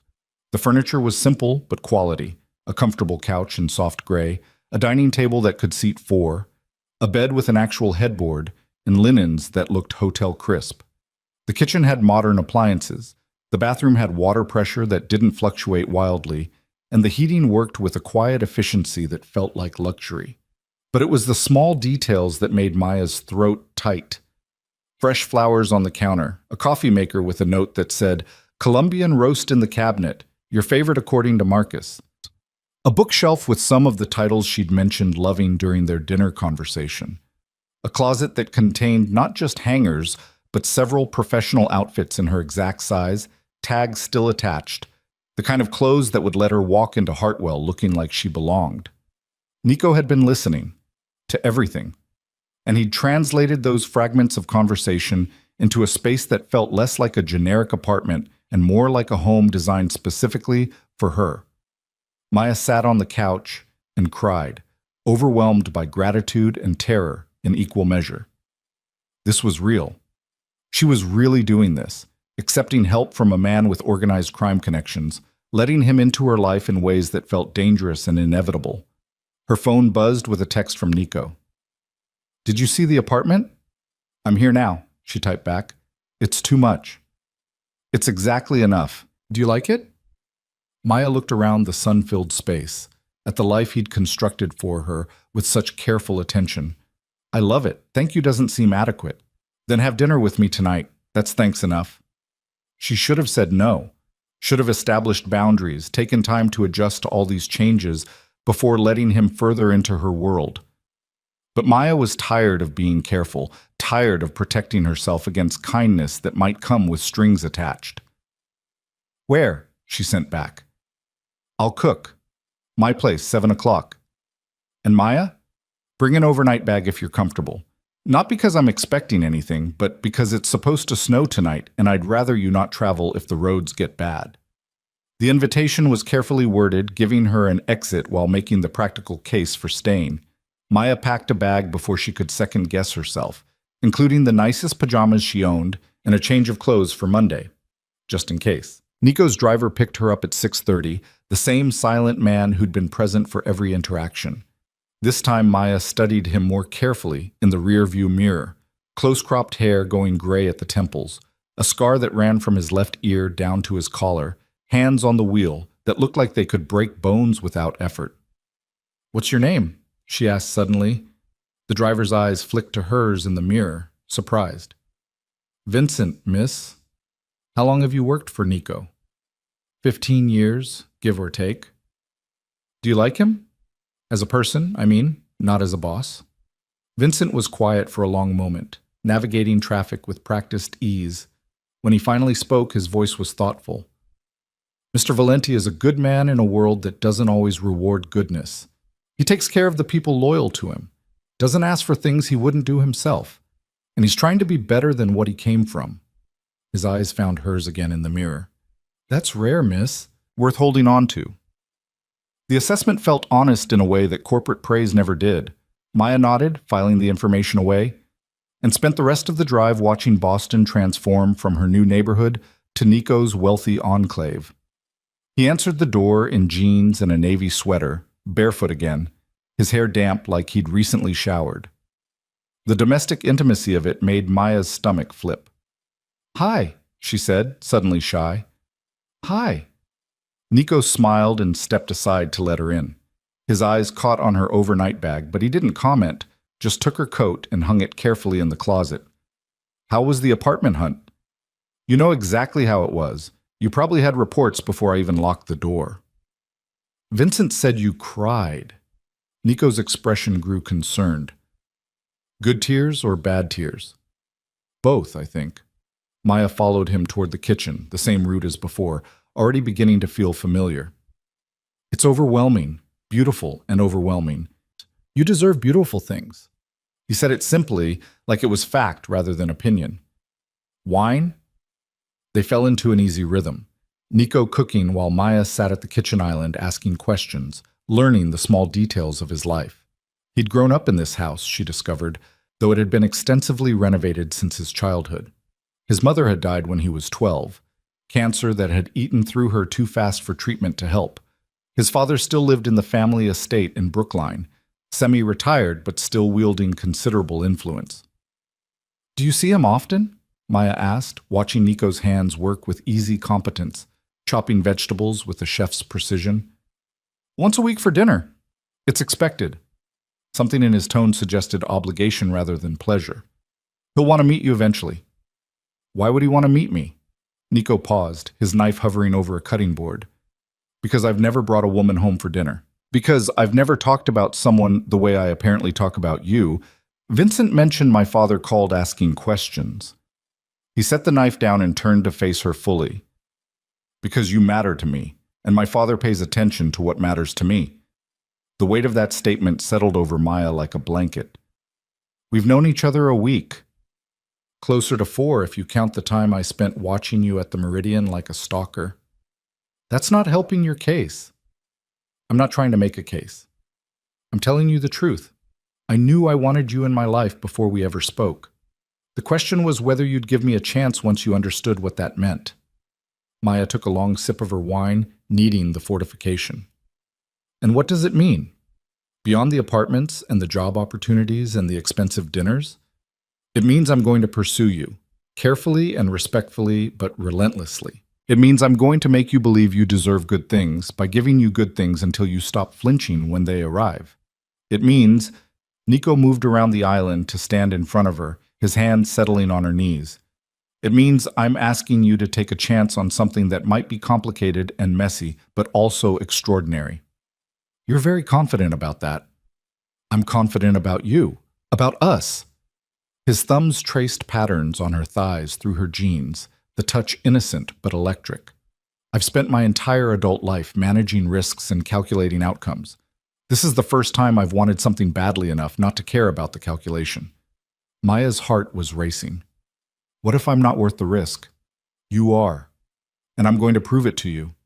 He kissed her then, slow and deliberate, his hands coming up to frame her face like she was something precious. Maya melted into it, her arms winding around his neck, and for several long moments there was nothing but the taste of him and the feel of his body solid against hers. When they broke apart, both breathing hard, Nico rested his forehead against hers. Stay tonight. Not for sex, just to stay. Let me wake up knowing you're here, and safe, and choosing this. Okay, Maya whispered, the word barely audible. They ate dinner at the kitchen table again, the conversation flowing easily between comfortable silences.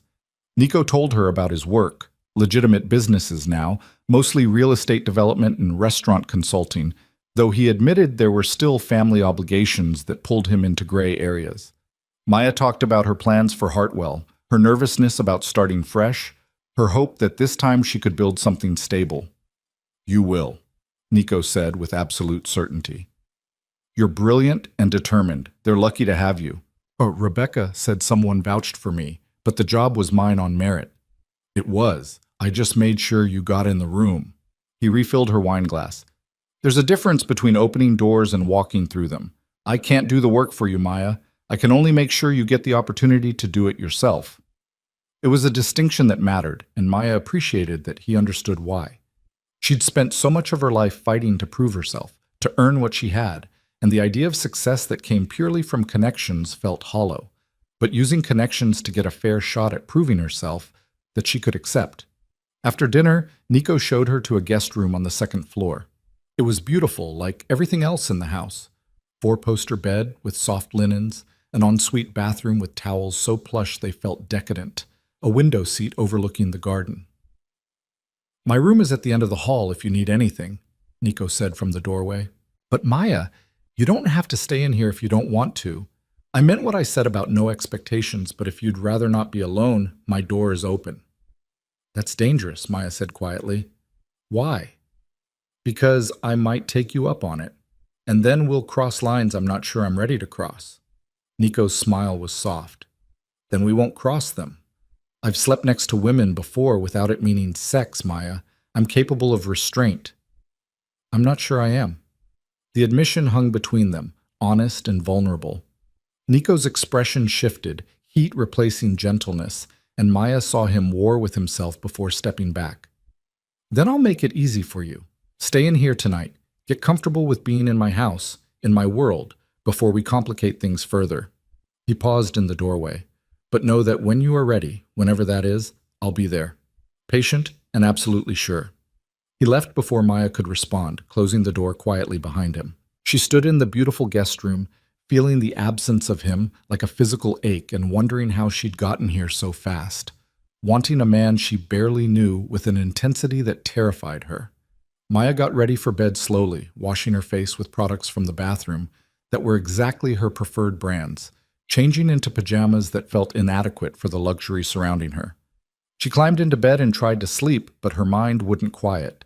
At midnight, she gave up and padded down the hallway in bare feet. Nico's door was cracked open, soft light spilling into the corridor. She knocked gently. Come in. He was sitting up in bed reading, wearing only pajama pants, his chest bare and distractingly beautiful. The room was masculine, but not aggressively so. Dark wood furniture, navy bedding, more books than she'd expected stacked on the nightstand. Can't sleep? Nico asked, setting his book aside. Too many thoughts. Maya hovered in the doorway, uncertain. You said your door was open. It is. Always. He pulled back the covers on the other side of the bed in invitation. Come here. Maya climbed in beside him, her heart pounding, expecting him to reach for her immediately. Instead, Nico simply turned off the light and settled back against the pillows, one arm extended in clear invitation. Maya curled against his side, her head on his chest, listening to the steady rhythm of his heartbeat.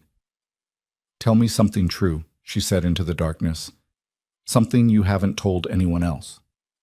Nico was quiet for so long she thought he might refuse. Then his hand came up to stroke her hair, gentle and rhythmic. I'm tired of being what my family expects me to be, of managing legacies and obligations I never asked for, of existing in the space between legitimate and criminal, never fully one or the other. His voice was low, almost painful in its honesty. You're the first person I've met who sees me as just Nico. Not the Valenti heir, not someone useful for connections, just a man who cooks Italian food and reads too much and wants desperately to be good enough for someone who deserves better. Maya's throat tightened. She pressed a kiss to his chest right over his heart. You are good enough. You're more than good enough. You don't know everything about me yet. Then tell me. The bad parts, the complicated parts. All of it. Nico's arm tightened around her. My father is going to invite us to dinner. Probably this week. It won't be optional and it won't be comfortable. He's going to evaluate you like a business acquisition, trying to determine if you're an asset or a liability to the family. And if he decides I'm a liability, then I'll tell him his opinion doesn't matter. But Maya, Nico shifted so he could look at her, even in the darkness. You need to understand what you're walking into. My father is old school, traditional. He believes in the family business in all its forms, and he won't understand why I'm trying to distance myself from that legacy. He's going to see you as either a tool to bring me back in line or a distraction that needs to be eliminated. Fear spiked through Maya's chest. Eliminated how? Not violently. My father doesn't operate that way anymore. Too risky, too visible. But he has other methods, financial pressure, social manipulation, leveraging connections to make your life difficult. Nico's hand cupped her face. I won't let any of that touch you. But you need to know it's possible. Why are you telling me this now? Because tomorrow he's going to call and extend the dinner invitation, and I want you to make an informed choice about whether to accept. You can say no. We can avoid this complication for as long as possible. Or you can say yes and let me show you I can protect you from my world even as I bring you into it. Maya thought about the apartment, the job, the way Nico had transformed her life in a week. She thought about Vincent's assessment that Nico was trying to be better than what he came from, and she thought about the man currently holding her in the darkness, his heart steady beneath her palm, his honesty offered without hesitation. "I'll go to dinner," she said finally. "I want to meet your father." "You don't have to do this." "I know, but if I'm going to be part of your life, if we're going to see where this goes, I can't hide from the complicated parts. That wouldn't be fair to either of us." Nico kissed her forehead, soft and reverent. "You're braver than you know." "Or more foolish." "No. Brave." His arms tightened around her. "Sleep now. Tomorrow brings enough challenges without facing them exhausted." Maya drifted off, listening to his heartbeat, feeling safer than she had in months despite the warnings he'd delivered. When she woke in the early morning light, Nico was still asleep, his face relaxed and younger without the weight of consciousness. She studied him in the dawn, the sharp line of his jaw, the dark lashes against his cheeks, the slight furrow between his brows, even in sleep. This was the man she was falling for. Complicated, dangerous, achingly tender. And she was choosing him anyway. Nico's eyes opened slowly, focusing on her with immediate awareness. "Hi." "Hi," Maya smiled. "You were right about the snow." He glanced toward the window where fat flakes were falling steadily, already accumulating several inches on the sill. "Stay today? Work can wait. Call in. Take a personal day before you even start." "That's terrible advice." "It's practical advice. The roads are going to be a disaster, and you have a perfectly good apartment to get settled into tomorrow." Nico's hand traced down her arm. "Besides, I make excellent breakfast, and there's a fireplace in the study that's perfect for snowy mornings." Maya knew she should protest, should maintain some semblance of independence and boundaries, but the alternative was navigating dangerous roads to an apartment she hadn't finished unpacking, spending the day alone when she could spend it here in warmth and comfort and Nico's distracting presence. "Okay," she said, "but I'm helping with breakfast." They cooked together in easy synchronization, Nico handling the omelet while Maya managed coffee and toast, their movements coordinating without discussion like they'd been doing this for years instead of hours.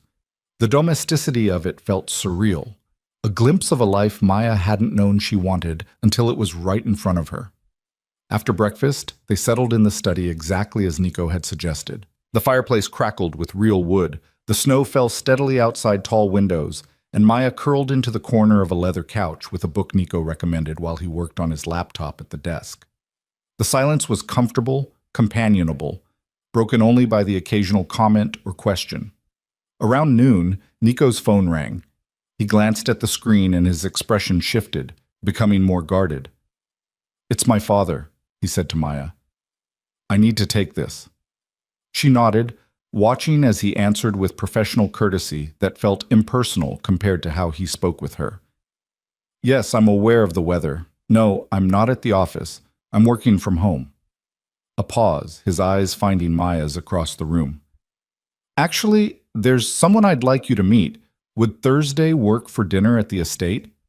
Maya's stomach dropped. This was happening, really happening. Nico listened to whatever his father said, his expression unreadable. "Her name is Maya Hart. She's important to me, and I'd appreciate you treating her as such." Another pause, this one longer. "No, this isn't business. This is personal." The way he said it, firm and final, made Maya's chest tighten. Nico was drawing a line in the sand with his father, claiming her as something separate from family obligations and strategic alliances. "Thursday at 7. We'll be there." Nico ended the call and set his phone down with deliberate care. "Well, that's done?" "What did he say?" "That he looks forward to meeting you, and that I should bring you early so you can see the estate before dinner." Nico's smile was tight. Translation: he wants time to evaluate you without the buffer of a formal meal. You don't have to sound so thrilled about it. I'm not. My father is brilliant and ruthless and deeply invested in maintaining control over every aspect of our family's operations. You represent something he can't control. My choice, my life separate from his expectations. He's going to try to understand you, categorize you, determine how to use you to his advantage. Maya set her book aside and crossed to where Nico sat. She perched on the edge of his desk, forcing him to look at her. And what are you going to do? Make sure he understands that you're not a pawn in whatever game he's playing, that hurting you or manipulating you means losing me entirely. Nico's hand found her knee, his touch grounding. My father values family above everything. If I make it clear that you are family to me, that my loyalty to you supersedes my loyalty to his plans, he'll respect that, eventually. You sound very certain. I am certain. About you, about this, about what I'm willing to sacrifice to keep you safe. His eyes held hers with burning intensity. Maya, I need you to understand something. The moment you accepted my help, the moment you walked through my door, you became mine to protect. That's not possessiveness, it's fact, and my father will recognize that whether he likes it or not. The declaration should have felt controlling, oppressive. Instead, it felt like safety, like someone finally standing between Maya and the world that had spent months trying to break her. Okay, she said quietly. I trust you. You shouldn't. Not completely. Not yet. Nico pulled her down into his lap, his arms wrapping around her waist. But I'm going to earn that trust, day by day, choice by choice, until you believe me when I say I'd do anything to keep you safe. They stayed like that for a long moment, wrapped in each other while the snow fell outside and the fire crackled in its grate. Maya felt the last of her resistance crumbling, the walls she'd built to protect herself becoming irrelevant in the face of Nico's steady certainty. Tell me about the estate, she said finally. What should I expect?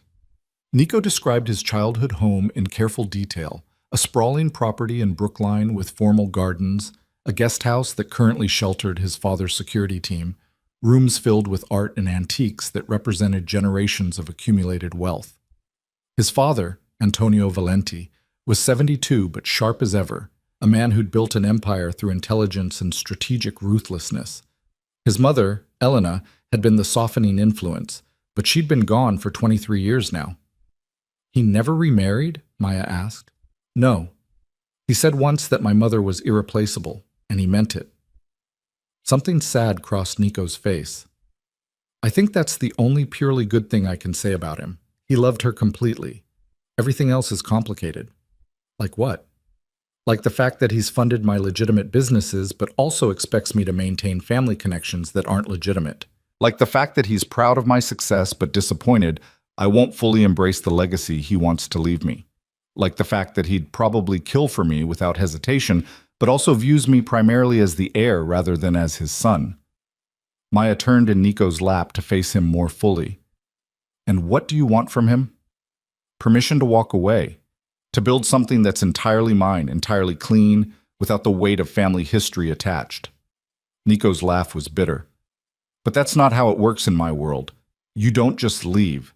You're born into it, and it follows you until you die. Unless you make it not follow you. That's what I'm trying to do, slowly, carefully, in ways that don't spark a war with the old guard who think the traditional methods are still viable. His hand cupped her face. You're part of that plan, even if you don't realize it yet. How? Because you're proof that I can have a life outside the family business, that I can care about someone who has nothing to do with our world and everything to do with who I actually want to be. Nico's thumb brushed her lower lip. My father is going to see you as either a weakness to exploit or evidence that I'm truly moving away from his control.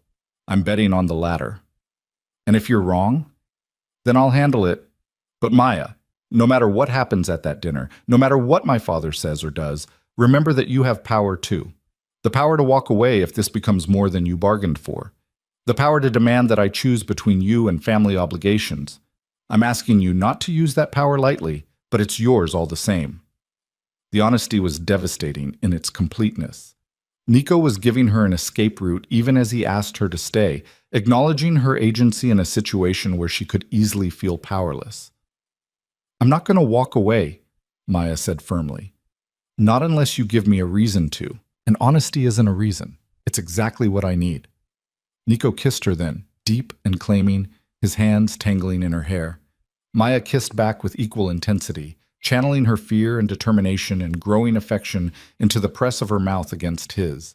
When they finally broke apart, both breathing hard, his eyes were dark with want. "I should stop," he said roughly, "before I can't." "What if I don't want you to stop?" "Then I'd remind you that we agreed to take this slow, that sex complicates things, and we have enough complications already." His grip on her hips tightened, contradicting his words. "And I'd probably fail to convince either of us." Maya laughed, the sound shaky but genuine. "You're right, we should slow down. Absolute last thing I want to do." "Me too." She climbed off his lap reluctantly, putting physical distance between them. "But you're right about complications. Let's get through dinner with your father before we add sex to the equation." Practical and wise. I hate it. They spent the rest of the day in careful restraint, maintaining physical distance while conversation flowed easily. Nico told her stories about growing up in Boston, about his mother's garden and his father's expectations, about the moment he'd realized the family business wasn't what he wanted for his life.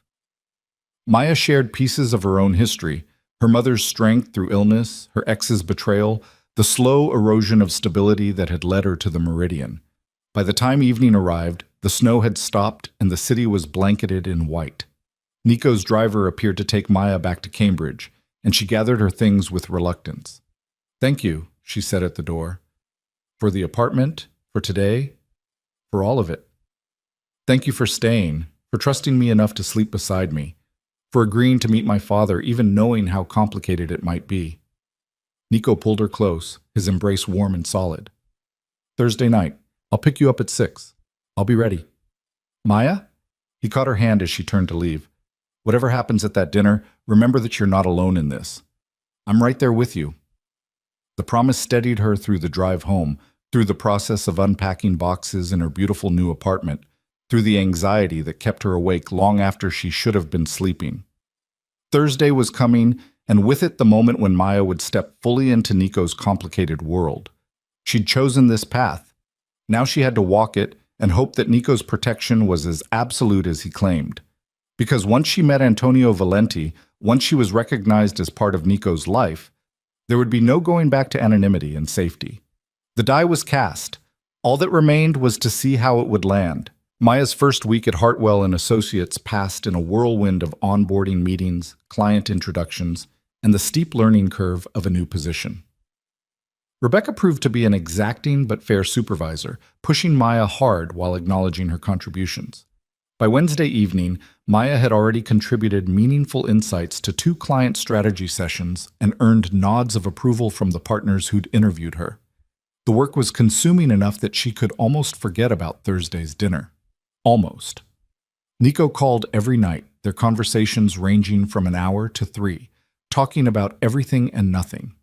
He never asked about work specifics, seemed to understand that she needed to keep that part of her life separate, proof that she'd earned her position regardless of his influence. Instead, they talked about books and childhood memories, favorite foods and irrational fears, building the foundation of genuine knowledge that relationships required. On Wednesday night, as Maya was reviewing client materials in her apartment, Nico's tone shifted to something more serious. "I need to prepare you for tomorrow," he said. "My father is going to ask questions that feel invasive. About your family, your finances, your intentions toward me. He's going to try to determine if you're with me for money or status, or if there's something genuine here." "And how should I answer?" "Honestly." "He'll know if you're performing." Nico paused. "But Maya, there's something else. Someone else who'll be there tomorrow that I haven't mentioned." Her stomach tightened.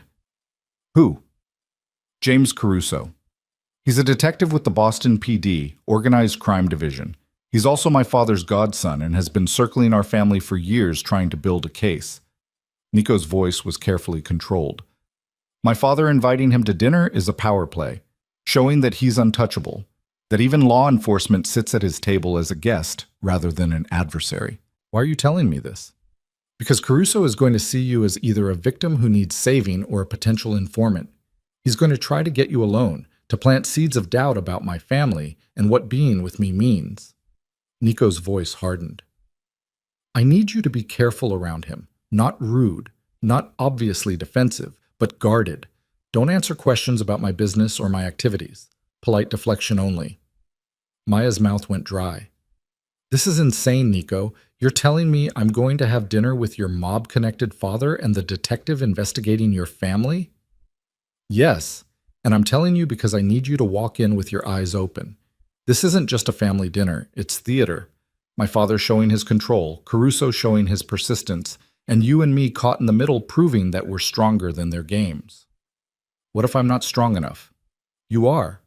You've survived everything life has thrown at you and kept fighting. One dinner with difficult men is nothing compared to what you've already endured. His voice softened. And I'll be right there. The moment anything feels wrong, we leave. My father's disapproval be damned. Maya spent Thursday at work in a fog of anxiety, making it through client meetings on autopilot while her mind spun through scenarios for the evening ahead. Rebecca noticed her distraction during their afternoon check-in. Everything all right? You seem somewhere else today. Just nervous about plans tonight, Maya admitted. Rebecca's expression shifted to something knowing. Let me guess, meeting the family? How did you? Because I've seen that exact look on dozens of faces. The terror of being evaluated by people whose opinion matters to someone you care about. Rebecca's smile was kind. My advice? Be yourself. If they don't appreciate who you are, that's their failure, not yours. The words helped, though Maya suspected Rebecca would feel differently if she knew exactly whose family Maya was about to meet. Nico arrived at 6 precisely, emerging from the sedan in a dark suit that made him look dangerous and elegant in equal measure.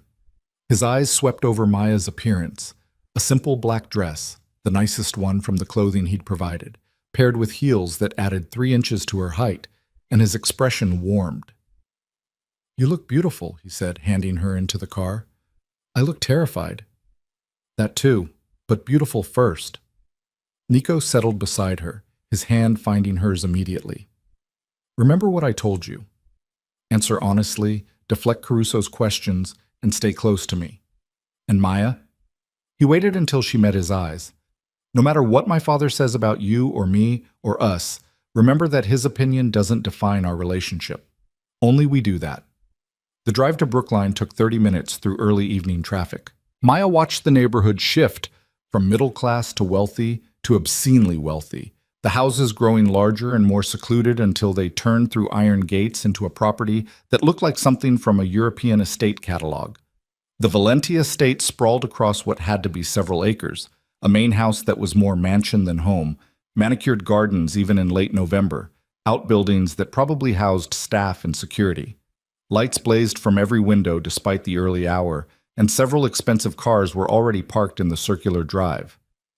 How many people are coming to this dinner? Maya asked faintly. Just us, my father, and Caruso. The cars belong to household staff and security. Nico helped her from the sedan, his hand settling at the small of her back. The staff will serve dinner, but won't linger. My father values privacy for important conversations. They were met at the door by a woman in her 50s who greeted Nico with obvious affection and Maya with professional courtesy. Your father's in the study. He asked that you join him before dinner. Nico's jaw tightened fractionally, but he nodded.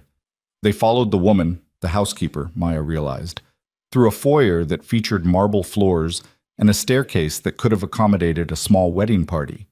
The house was beautiful in an intimidating way, filled with art that probably cost more than Maya would earn in a lifetime, and furniture that looked antique and priceless. The study was at the back of the house, wood-paneled and lined with books, dominated by a massive desk and the man sitting behind it. Antonio Valenti stood as they entered, and Maya understood immediately where Nico had gotten his presence. The older man was shorter than his son, his dark hair gone silver, but he radiated the same quiet authority, the sense that he was assessing and cataloging everything with ruthless efficiency. Nico. Antonio's voice was deep, accented with the faintest trace of Italian. His eyes shifted to Maya. And you must be Maya Hart. Mr. Valenti, thank you for inviting me to your home. Maya extended her hand and Antonio took it, his grip firm but brief. Please call me Antonio. Anyone important to my son is welcome here. He gestured to chairs arranged near a fireplace. Sit. We have time before Caruso arrives, and I'd like to get to know you. It wasn't a request. Maya settled into the indicated chair with Nico beside her, feeling Antonio's gaze like a physical weight. The older man poured 3 glasses of whiskey from a crystal decanter, handing them out before taking his own seat across from them. So, Maya, Nico tells me you're from Ohio originally. What brought you to Boston? The question seemed innocent enough.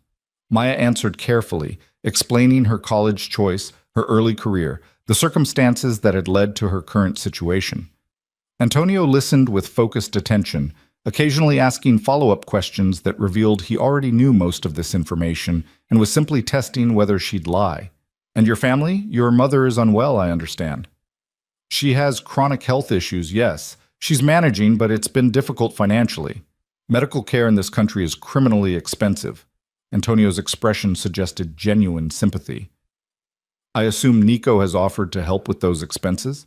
Maya glanced at Nico, uncertain how to answer. He gave a slight nod. Permission to be honest. He's offered. I haven't accepted yet. Antonio's eyebrows rose. Why not? Pride? Partly. Also because I don't want my mother's health to become another debt I owe. Maya met his gaze directly.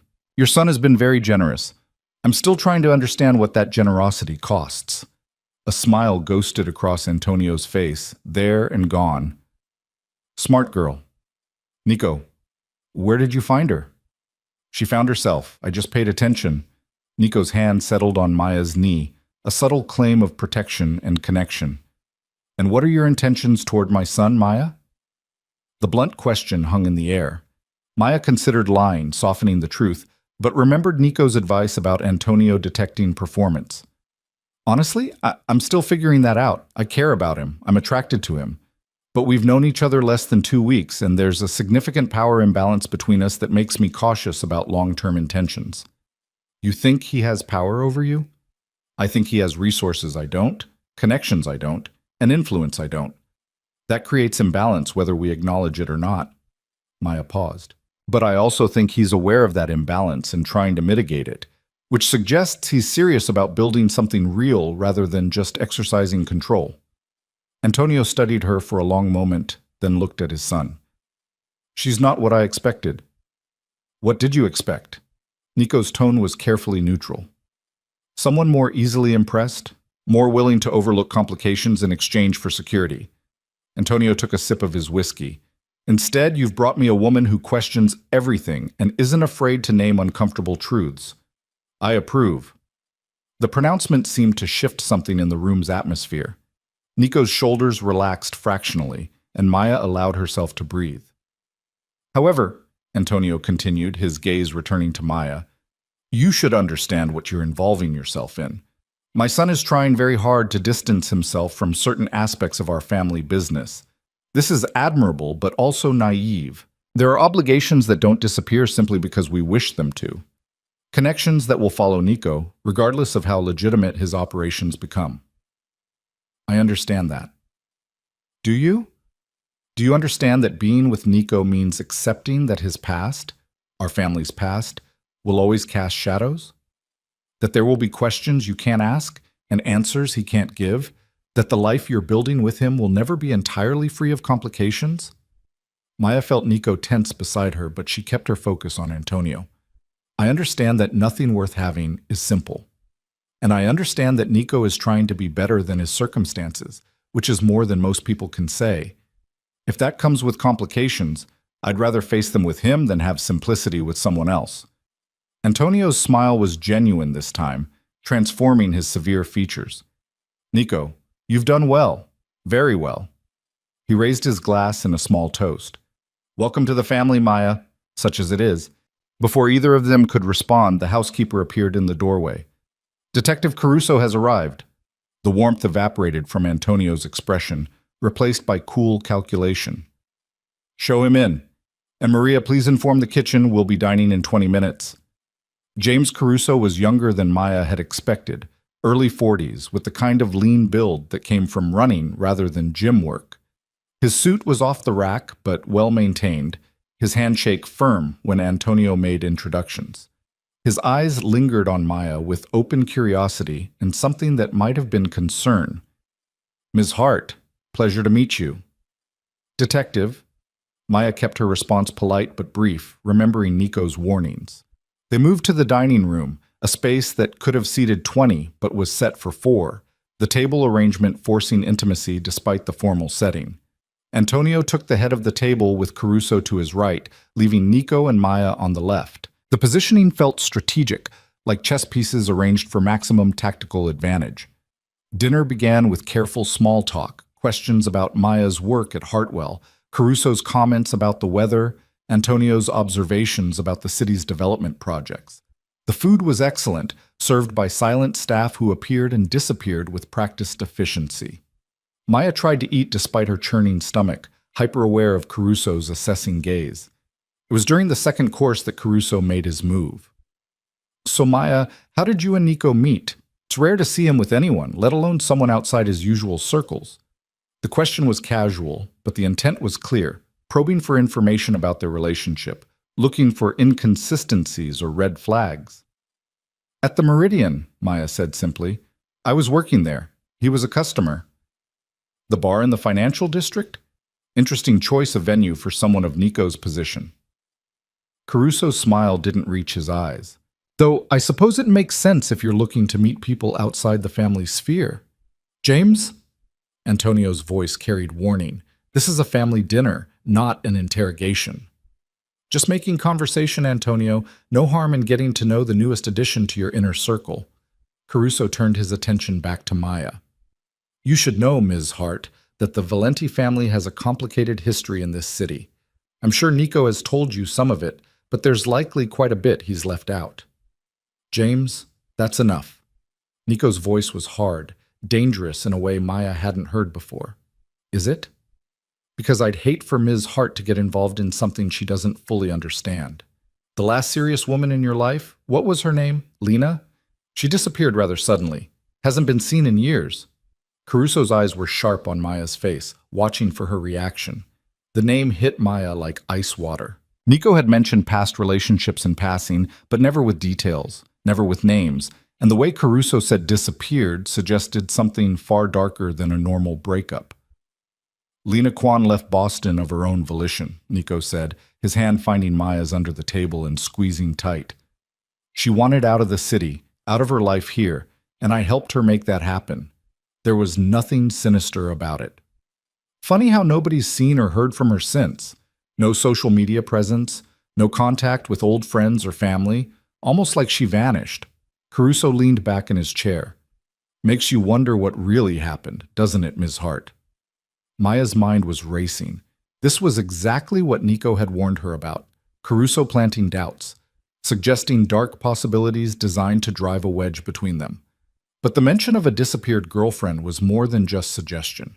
It was a real question that deserved a real answer. "What I wonder," Maya said carefully, "is why you're more interested in a woman who left years ago than in having a pleasant dinner. If you have actual questions about past events, perhaps you should ask them directly, rather than making insinuations designed to frighten me." Caruso's eyebrows rose. "You're not frightened?" "I'm cautious. There's a difference." Maya met his gaze steadily. "And I'm smart enough to recognize when someone is trying to manipulate me with partial information." "Then let me give you complete information." Caruso pulled out his phone, scrolling through something before turning the screen toward Maya. "Lena Kwan, age 28 when she disappeared 4 years ago. Dated Nico for approximately 8 months. Last seen leaving his townhouse on March 15th. Her apartment was cleared out within a week, her lease terminated, her car sold. Her family filed a missing persons report that went nowhere because technically she's not missing. She withdrew her savings, closed her accounts, and left voluntarily. But here's the thing. Nobody just vanishes that completely unless they're running from something or someone made them vanish." Maya looked at the photo on Caruso's phone. The woman was beautiful. Asian features, long dark hair, a smile that suggested intelligence and warmth. She looked happy. She looked alive. "James, I invited you here as a courtesy, but you're abusing that courtesy." Antonio's voice was steel wrapped in velvet. Maya is a guest in my home. She deserves respect, not intimidation. I'm trying to help her. Caruso pocketed his phone, his attention returning to Maya. Ms. Hart, I've been investigating the Valenti family for 6 years. I know what they're capable of, the connections they maintain, the way people who become inconvenient tend to disappear or have accidents. I'm not saying Nico is directly responsible for anything illegal. He's very careful to keep his hands clean. But his family, his father's associates, they operate in shadows that Nico benefits from, whether he acknowledges it or not. And you're telling me this because you care about my welfare? Maya kept her voice level, despite the fear creeping up her spine. I'm telling you this because you seem like a decent person who's gotten involved in something complicated. I'd hate to see you become another cautionary tale. Caruso stood, dropping his napkin on the table. Antonio, thank you for dinner. Nico, Ms. Hart, I hope you'll think carefully about what I've said. He left without waiting for a response, his footsteps echoing down the hallway, followed by the sound of the front door closing. The three of them sat in loaded silence, the remainder of their meal cooling on fine china. Antonio spoke first. Nico, I think you need to have a private conversation with Maya. I'll have coffee sent to the library. It wasn't a suggestion. Nico stood, offering Maya his hand, and led her through the house to a smaller room lined with books and comfortable furniture. A fire burned in the grate, casting dancing shadows across the walls. They sat together on a leather couch, Nico's hands clasping hers tightly. Ask me, he said quietly. Whatever you want to know about Lena, ask me. Maya's throat was tight. Did you love her? I cared about her. I don't know if I loved her. I'm not sure I knew what love was back then. Nico's eyes held hers. She was smart, ambitious, working for a tech startup that was going places. We met at a fundraiser, dated for about 8 months. It was good at first. What changed? She figured out who my family was, what we were connected to, and instead of being afraid or wanting out, she wanted in. Nico's expression darkened. Lena saw opportunity, connections she could leverage for her company, protection from competitors, access to resources most startups only dream of. She pushed me to introduce her to my father, to his associates, to use my family's influence to advance her career. And you refused? I refused. I'd spent years trying to separate myself from that world, and I wasn't about to drag someone I cared about into it just because she thought it would benefit her. Nico's grip on Maya's hands tightened. We fought about it constantly. She accused me of being weak, of wasting my family's power. I accused her of being willing to sell her soul for success. It became toxic. So she left? Not exactly. Nico took a breath, clearly choosing his words carefully. About a month before she disappeared, Lena came to me terrified. She'd taken meetings with some of my father's associates without my knowledge, trying to negotiate deals for her company. But she'd gotten in over her head, made promises she couldn't keep, borrowed money from people you don't borrow from, and then can't repay. She was facing serious consequences. Maya's stomach twisted. What kind of consequences? The kind that end careers or lives depending on how generous the creditors are feeling. Nico's voice was flat. She begged me to help, to use my family connections to clear her debts and get her out of the agreement she'd made. I could have said no. She'd created this mess herself by ignoring my warnings. But I couldn't let her face those consequences. So you helped her. I paid her debts and called in favors to extract her from the agreements. But it wasn't enough to just erase her mistakes. The people she dealt with would always see her as a potential asset or liability. She'd never be safe in Boston. Nico met Maya's eyes. So I gave her what she asked for, a new life, new identity, new city, money to start over somewhere nobody knew her name or her history. She wanted escape, and I provided it. Just like that? She asked, and you made her disappear? I had the resources and the connections to do it safely. And Maya, Nico's voice softened. She wanted to disappear, begged me to help her vanish completely. I didn't force her or harm her. I gave her exactly what she asked for. Maya pulled her hands free, needing space to think. She stood and paced to the fireplace, staring into the flames while her mind processed everything. You lied to Caruso. You told him she was family when she was actually your girlfriend who you helped disappear. Yes, because the truth would have opened investigations I couldn't afford and put Lena at risk. If Caruso knew I'd helped her vanish, he'd have assumed I'd done something illegal or violent. The lie protected both of us. And you're telling me now because? Because you asked for honesty. Because I don't want secrets between us, especially not ones that Caruso can use as weapons. Nico moved behind her, close, but not touching. Maya, I won't lie to you. Not about my past, not about my family, not about the complicated choices I've made to survive in my world. But I need you to understand, Lena is alive and safe and living the life she wanted. I didn't harm her. I saved her. Maya turned to face him. Can you prove that? Not without risking her safety. Her entire new identity depends on nobody knowing where she is or who she became. Nico's expression was anguished. I'm asking you to trust me without proof, to believe me when I say I would never hurt someone I cared about, no matter how badly our relationship ended. That's a lot to ask. I know, but it's the only thing I can ask. I can't produce Lena without destroying the life I helped her build, and I won't do that, even to convince you of my innocence. Maya studied his face, looking for deception or evasion. She saw only raw honesty and desperate hope that she'd believe him despite the impossibility of verification.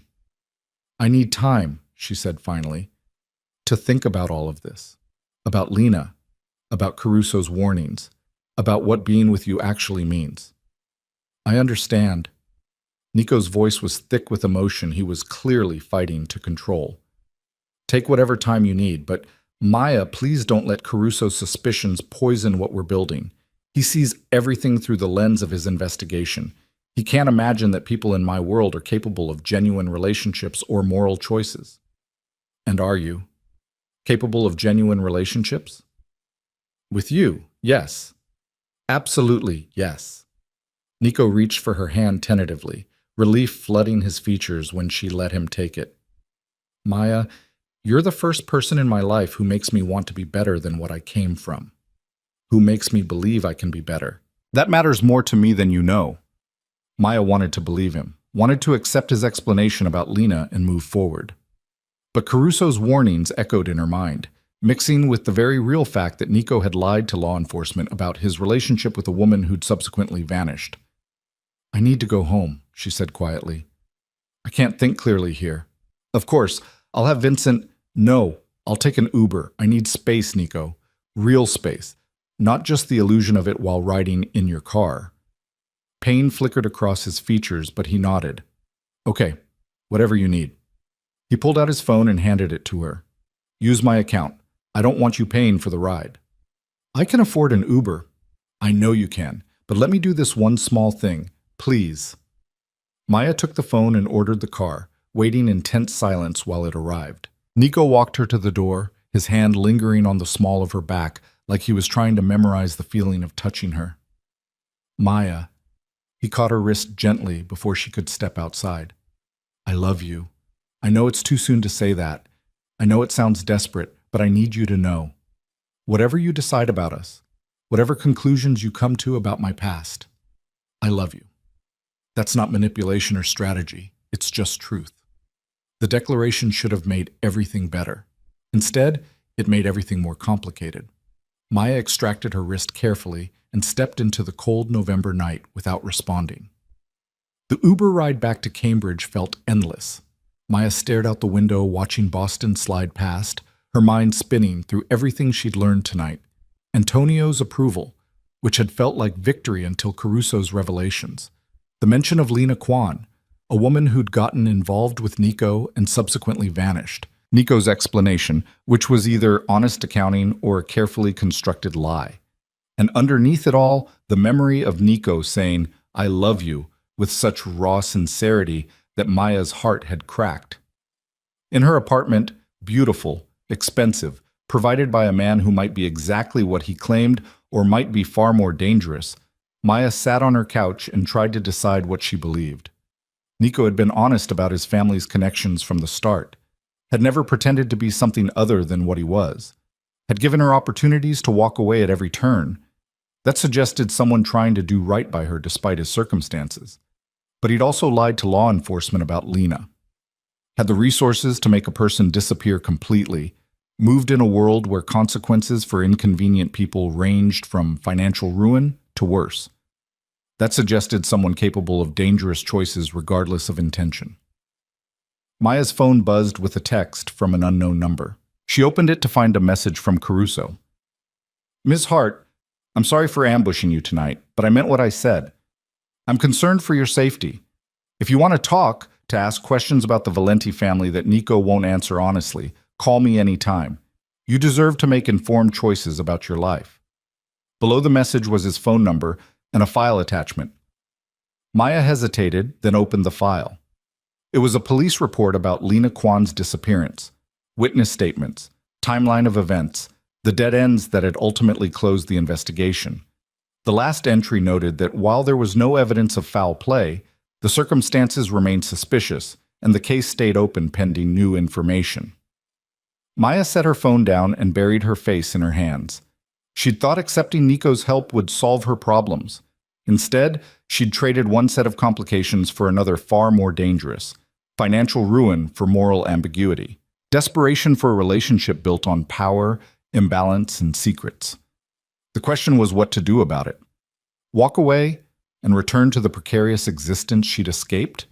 Stay and accept that being with Nico meant living with unanswered questions and possible danger? Demand proof of Lena's safety before continuing the relationship? Maya didn't sleep that night, lying in expensive sheets in an apartment she hadn't earned, trying to decide if the man she was falling for was her salvation or her destruction. By morning, she still didn't have an answer, but she knew she needed one before this went any further. Because Caruso was right about one thing: she deserved to make informed choices. And right now, she didn't have enough information to know if staying with Nico was the bravest decision of her life or the biggest mistake. Maya didn't call Nico the next day, or the day after that. She threw herself into work at Hartwell, channeling her confusion and fear into client presentations and strategy documents that earned her praise from Rebecca and the partners. The routine of professional competence felt like solid ground beneath her feet when everything else was shifting sand. But Nico's declaration echoed constantly in her mind. "I love you." 3 words that should have been a gift, but felt instead like a weight she wasn't ready to carry. On Saturday morning, Maya finally opened the police report Caruso had sent.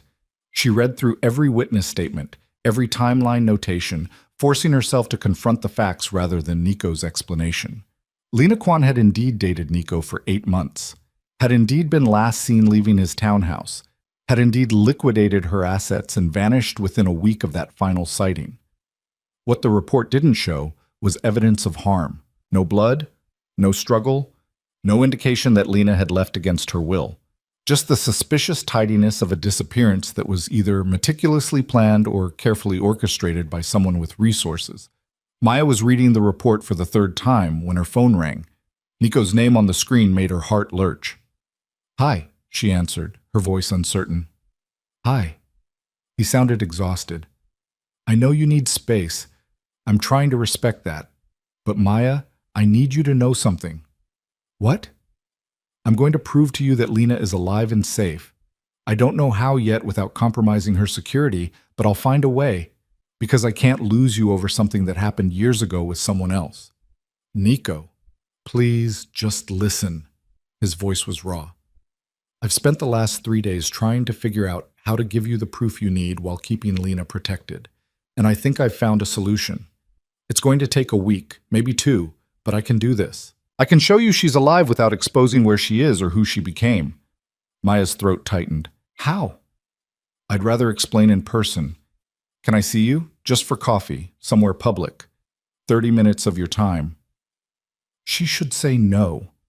Should maintain the distance she'd established, protect herself from falling further into his orbit before she had clarity. But the desperate hope in his voice undermined her resolve. "The coffee shop on Mass Avenue. 1 hour. I'll be there. Thank you, Maya."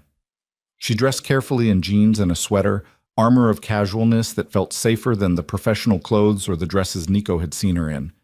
The coffee shop was busy with weekend crowds, providing the public setting she'd requested. Maya arrived early and claimed a corner table, ordering a latte she didn't want just to have something to do with her hands. Nico appeared exactly on time, looking like he hadn't slept in days. He'd dressed down too, jeans and a leather jacket over a simple shirt, but the shadows under his eyes and the tension in his shoulders told the real story. He bought his own coffee before joining her, sitting across the small table with careful distance between them. "Thank you for meeting me," he said quietly. "You said you could prove Lena is alive." "I can. Not immediately, but soon." Nico pulled out his phone and showed her a contact entry. Just a phone number, no name attached. "This is a secure line that reaches an intermediary, someone Lena and I both trust who can facilitate communication without compromising her location or identity. I'm going to ask this person to arrange a video call between Lena and someone neutral. Not me, not you initially, but someone who can verify she's alive and well." "A neutral party like who?" "I was thinking Caruso, actually." At Maya's startled expression, Nico continued, "He's been investigating Lena's disappearance for years. If he confirms she's alive and chose to leave voluntarily, that carries more weight than anything I could tell you. He has no reason to lie for me." Maya's mind raced through the implications. Caruso would never agree to that without getting something in return. Information, access, something. "I know. Which is why I'm prepared to offer him a trade." Nico's expression was grim. "I'll give him information about some of my father's associates. Nothing that would directly implicate my father, but enough to advance his investigation into the peripheral operations. In exchange, he verifies Lena's safety and agrees to stop using her disappearance as a weapon against our relationship." "You'd betray your father's associates for me?"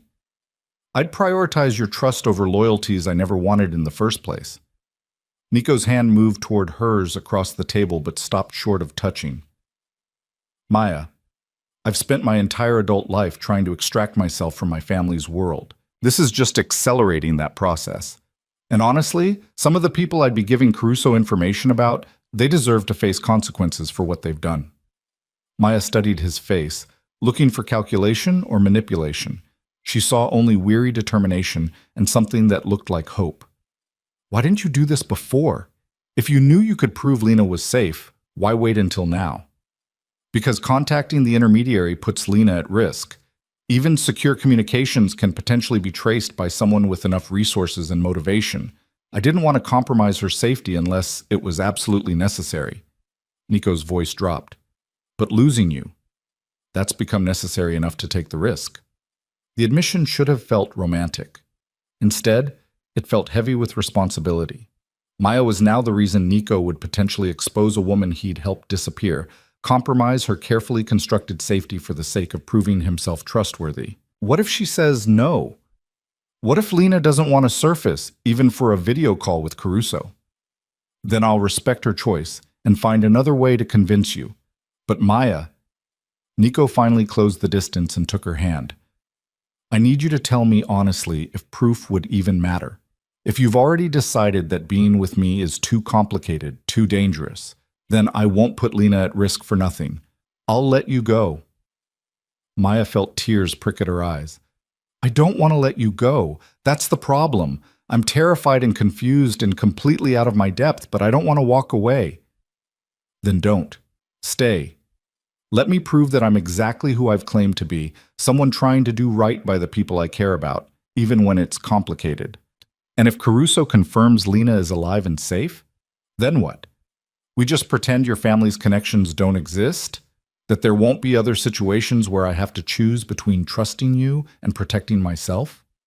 Nico was quiet for a long moment, his thumb tracing patterns on her palm. When he spoke, his voice carried weight that suggested he'd been thinking about this for days. "I'm going to make you a promise, and I need you to hold me to it. I'm going to spend the next year systematically dismantling every connection to the illegitimate parts of my family's business. I'm going to work with my lawyers and accountants to identify which companies are clean and which are compromised, and I'm going to sell or restructure everything that's compromised. It's going to be messy and expensive and probably cost me relationships with people I've known my entire life. But I'm going to do it."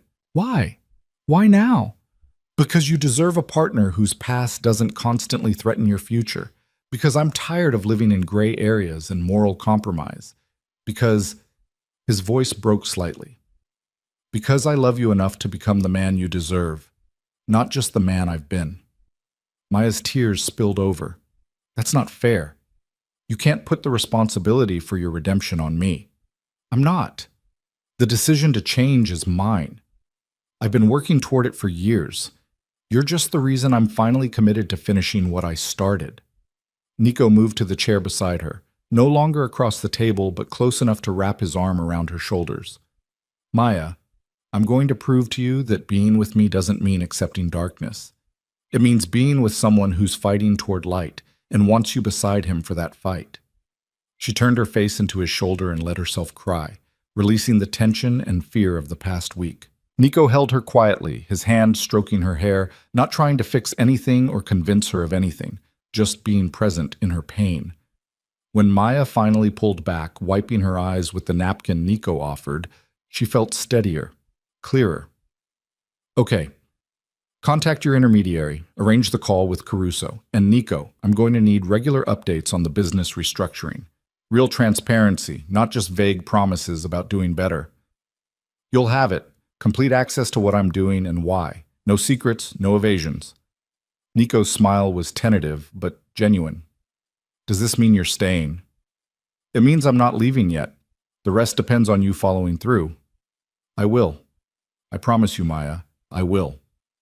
The next week passed in a strange limbo.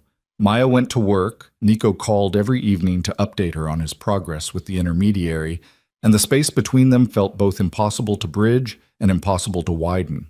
He didn't pressure her to see him in person, seemed to understand she needed time to process everything that had happened. On Wednesday, Nico called with news. The intermediary made contact. Lena has agreed to a video call with Caruso, with conditions.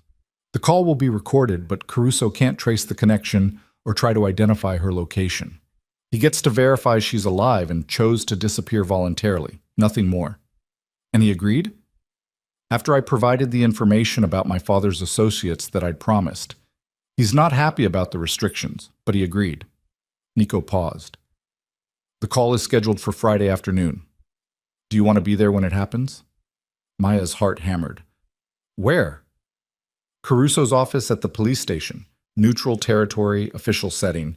He suggested you attend as well, said you deserve to hear directly from Lena rather than through his or my filter. Okay, yes, I want to be there. Friday arrived with agonizing slowness. Maya took a personal day from work, unable to concentrate on client presentations when her entire future felt contingent on a conversation with a woman she'd never met. Nico picked her up at noon, and they drove to the police station in tense silence.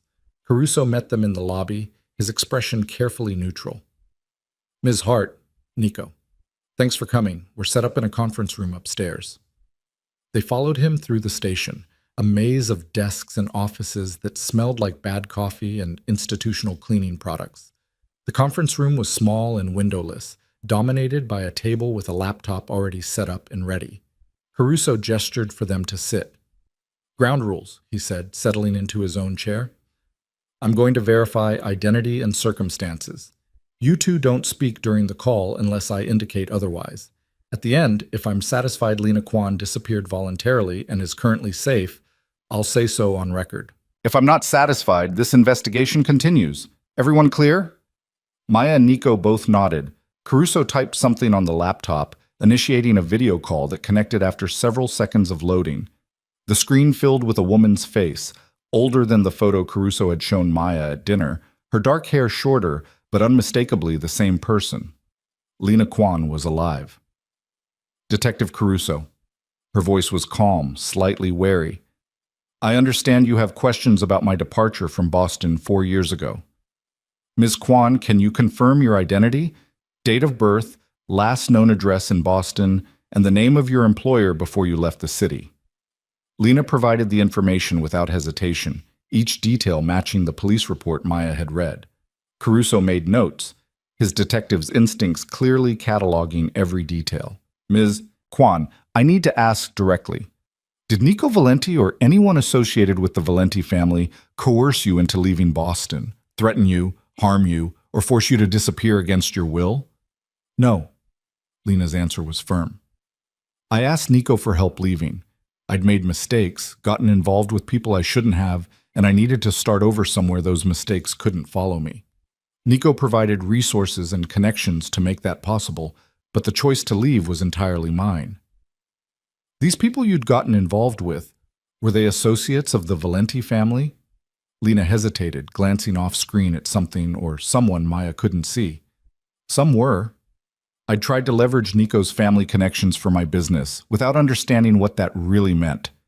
When things went wrong, I asked Nico to help fix my mistakes. He cleared my debts and gave me the opportunity to disappear. I took it. And your current situation? Are you safe, free to live as you choose? Completely. I have a new identity, a new career, a life that's entirely my own. No one from Boston knows where I am or who I became. That security is something I asked for and received. Lena's eyes found the camera directly. Detective, I know you've been investigating my disappearance for years. I'm asking you to close that investigation. I'm alive, I'm safe, and I chose this. Nico didn't hurt me. He saved me from consequences I'd created for myself. Caruso was quiet for a long moment, studying Lena's face on the screen. Ms. Kwan, I need to ask one more question. Is anyone there with you now? Anyone who might be influencing what you're saying? My husband is in the next room. We've been married for 2 years. He knows my real identity and my history, and he supports me being here for this call. Lena's smile was soft. I have a good life, detective. A real life. Please don't take that away from me by continuing to dig into my past. Your husband knows you were involved with Nico Valenti. He knows everything. And before you ask, no, I'm not willing to identify myself or my current location. The point of disappearing was to stay disappeared. This call is the only exception I'm making, and only because Nico asked and explained why it mattered. Caruso glanced at Maya, then back at the screen. Ms. Kwan, Maya Hart is here, the woman currently in a relationship with Nico. Is there anything you'd like to say to her? Lena's gaze shifted, finding Maya through the camera. You're braver than I was. I ran from Nico's world when it got complicated. You're choosing to stay and face those complications. Just make him keep his promises. Make him be the man he's trying to be, not the man his family expects. He's capable of being really good if someone holds him accountable. Maya's throat tightened. Did you love him? I thought I did. But what I actually loved was what he could do for me, the doors he could open. That's not the same thing as loving who someone is. Lena's expression was gentle, almost sympathetic. You're different, though. I can see it in how worried he was about proving my safety to you. Nico never worried about what I thought of him.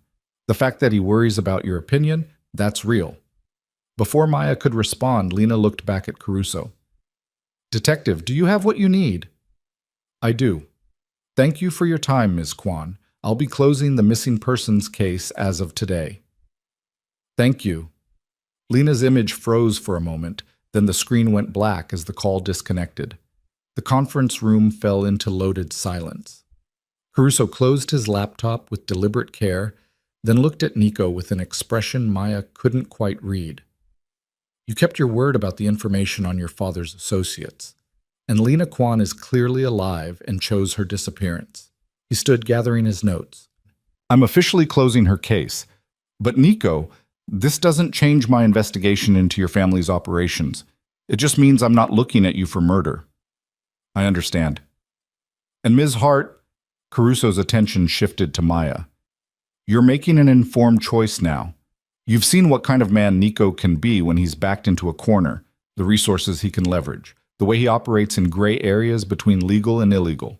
If you're staying with him, do it with your eyes open. I am, Maya said quietly. My eyes are completely open. Caruso nodded once, then left them alone in the conference room. Maya turned to Nico, who was staring at the blank laptop screen like he could still see Lena's face there. She seems happy, Maya said. She deserves to be. She made mistakes, but she didn't deserve to pay for them forever. Nico's hand found Maya's, his grip almost painfully tight. Did that help? Seeing her, hearing her say I didn't hurt her? Yes, it helped a lot. Maya squeezed back. But Nico, Lena was right about one thing. I need you to keep your promises. About restructuring the businesses, about transparency, about being the man you're trying to be. I will, starting now. He pulled a folder from the bag he'd brought and set it on the conference table. These are the preliminary reports from my lawyers and accountants. Every Valenti company, every investment, every connection, categorized by how clean the money is and what would be required to sever ties with anything compromised. It's not pretty reading. Maya opened the folder and scanned the first few pages. The scope was staggering. Dozens of companies, millions of dollars, connections that went back generations. Untangling it would take years and cost a fortune. This is a lot, she said faintly. I know, which is why I'm asking for your help. Nico's expression was serious. Not to do the work. I have professionals for that. But to hold me accountable, to check in regularly, to ask hard questions, to call me out if I'm compromising or making excuses. Can you do that?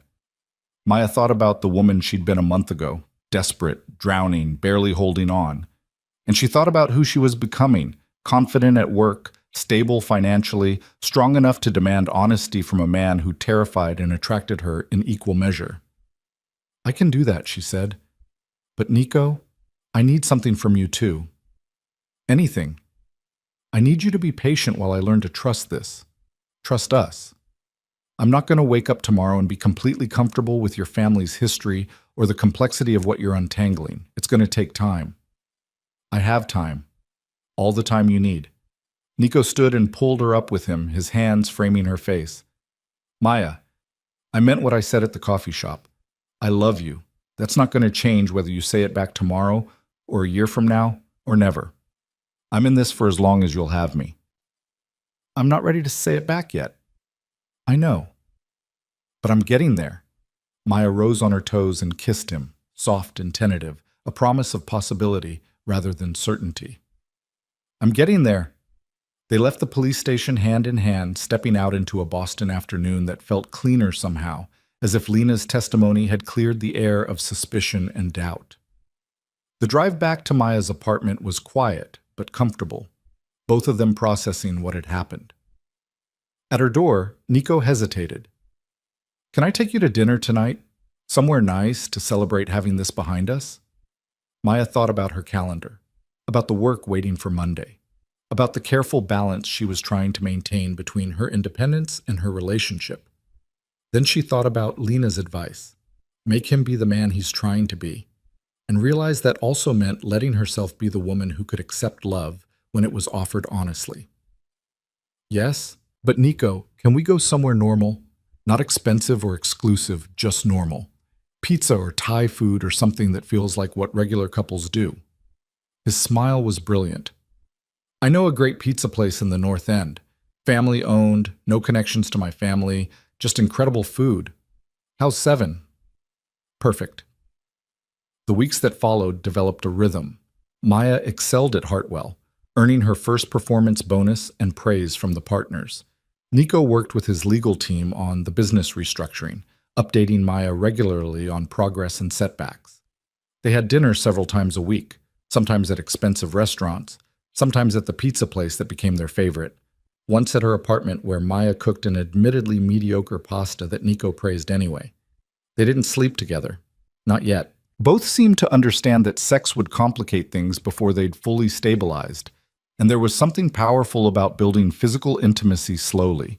Kissing that grew more intense, touching that became more familiar, nights spent curled together fully clothed, just learning the shape of each other.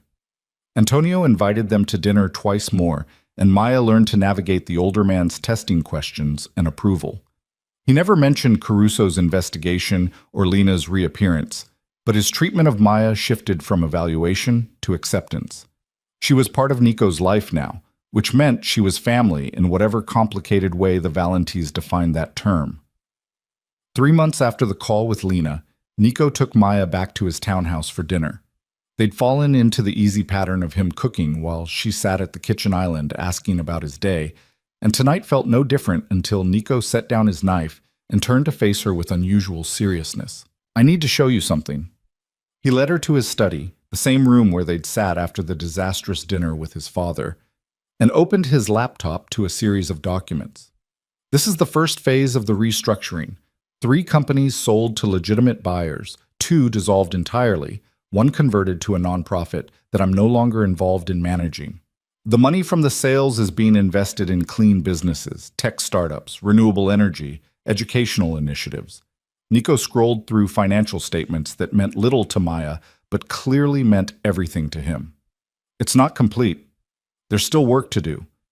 But I wanted you to see that I'm keeping my promise. Maya scanned the documents, her mind struggling to process the sheer scale of what he was describing.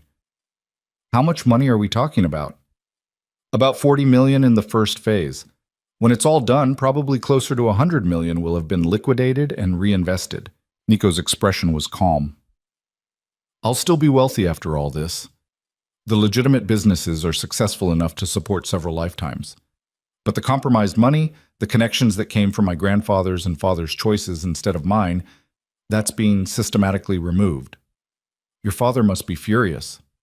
He's disappointed, but he also respects that I'm doing it methodically rather than recklessly, that I'm not creating scandals or burning bridges unnecessarily. Nico closed the laptop. I told him that you were the reason I'm finally committed to finishing this. He said that's the best reason to make difficult changes, doing it for someone who makes you want to be better. Maya felt tears prick at her eyes. I don't want to be responsible for changing who you are. You're not changing me. You're giving me a reason to become who I've always wanted to be. Nico pulled her close, his arms wrapping around her waist. Maya, I know we agreed to take things slow. I know you're not ready to say you love me, but I need to ask you something, and I need you to answer honestly. Okay? Can you see a future with me? Not tomorrow or next month, but eventually. Can you imagine building a life together once all of this complexity is resolved? Maya pulled back enough to look at his face. She saw hope there, and vulnerability, and the kind of patient devotion she'd never experienced before. She thought about the past 3 months, about the way Nico had kept every promise, about how safe she felt in his presence despite the legitimate dangers of his world. I can see it, she said quietly. It scares me how clearly I can see it. But yes, Nico, I can imagine a future with you. His kiss was reverent, almost worshipful, his hands gentle on her face like she was something infinitely precious. Maya kissed back with growing intensity, months of restrained desire finally breaking through the careful boundaries they'd maintained. Stay tonight, Nico whispered against her mouth. Not in the guest room. With me. Okay. They moved upstairs slowly, pausing to kiss on the landing, to touch with increasing boldness as they navigated the hallway to his bedroom. The space was familiar now from mornings when Maya had woken there after falling asleep talking. But tonight felt different, charged with intention rather than accident. Nico undressed her carefully, his hands reverent on skin he'd touched before, but never like this. Maya returned the favor, learning the landscape of his body with growing confidence. When they finally came together, it felt like inevitable completion rather than crossing a line. 2 people who'd been moving toward this moment since the night he'd saved her in an alley. Afterward, lying tangled together in his bed, Maya felt something shift permanently in her chest. The fear and caution that had defined their relationship gave way to certainty. Not that their future would be simple, but that it would be worth fighting for. I love you, she said into the darkness. I'm terrified and probably crazy for it, but I love you. Nico's arms tightened around her. Say it again. I love you, Nico Valenti, complications and all. I love you too, more than I knew I could love anyone. They fell asleep wrapped in each other, and when Maya woke in the early morning light, she felt at peace for the first time in longer than she could remember. The next 2 years passed in a blur of continued progress. Nico completed the business restructuring, divesting entirely from the compromised operations and building a legitimate empire focused on sustainable development and technology investment. Maya was promoted twice at Hartwell, eventually becoming a senior partner with her own client portfolio. They moved in together, not to Nico's townhouse or Maya's Cambridge apartment, but to a new space they chose together, something that belonged to both of them equally. Antonio's health began to decline, and Nico spent increasing time at the estate managing his father's care. The older man never fully approved of Nico's business choices, but he acknowledged that his son had built something lasting and clean. On his deathbed, Antonio called Maya to his side. "You made him better than I could have," he said, his voice weak but clear.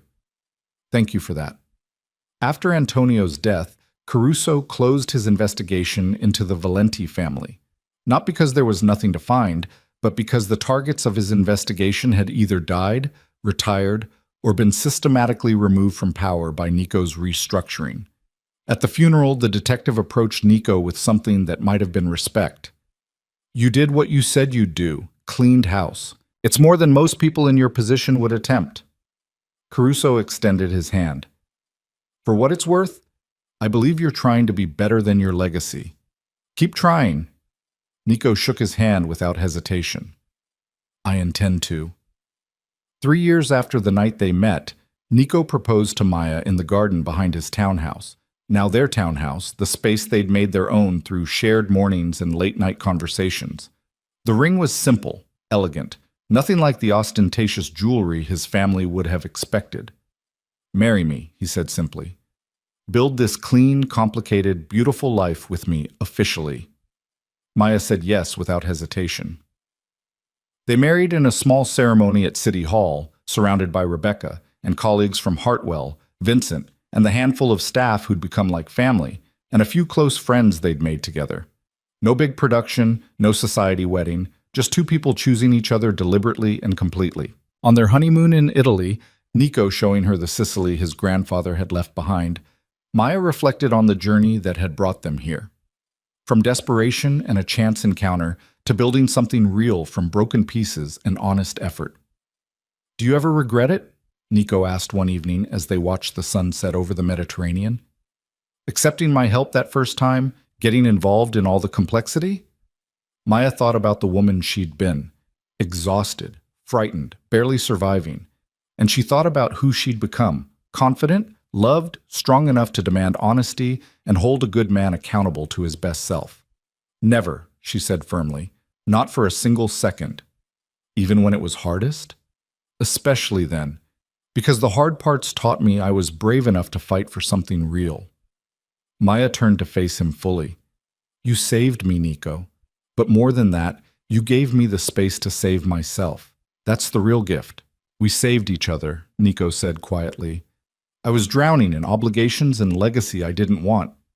You gave me a reason to fight my way free."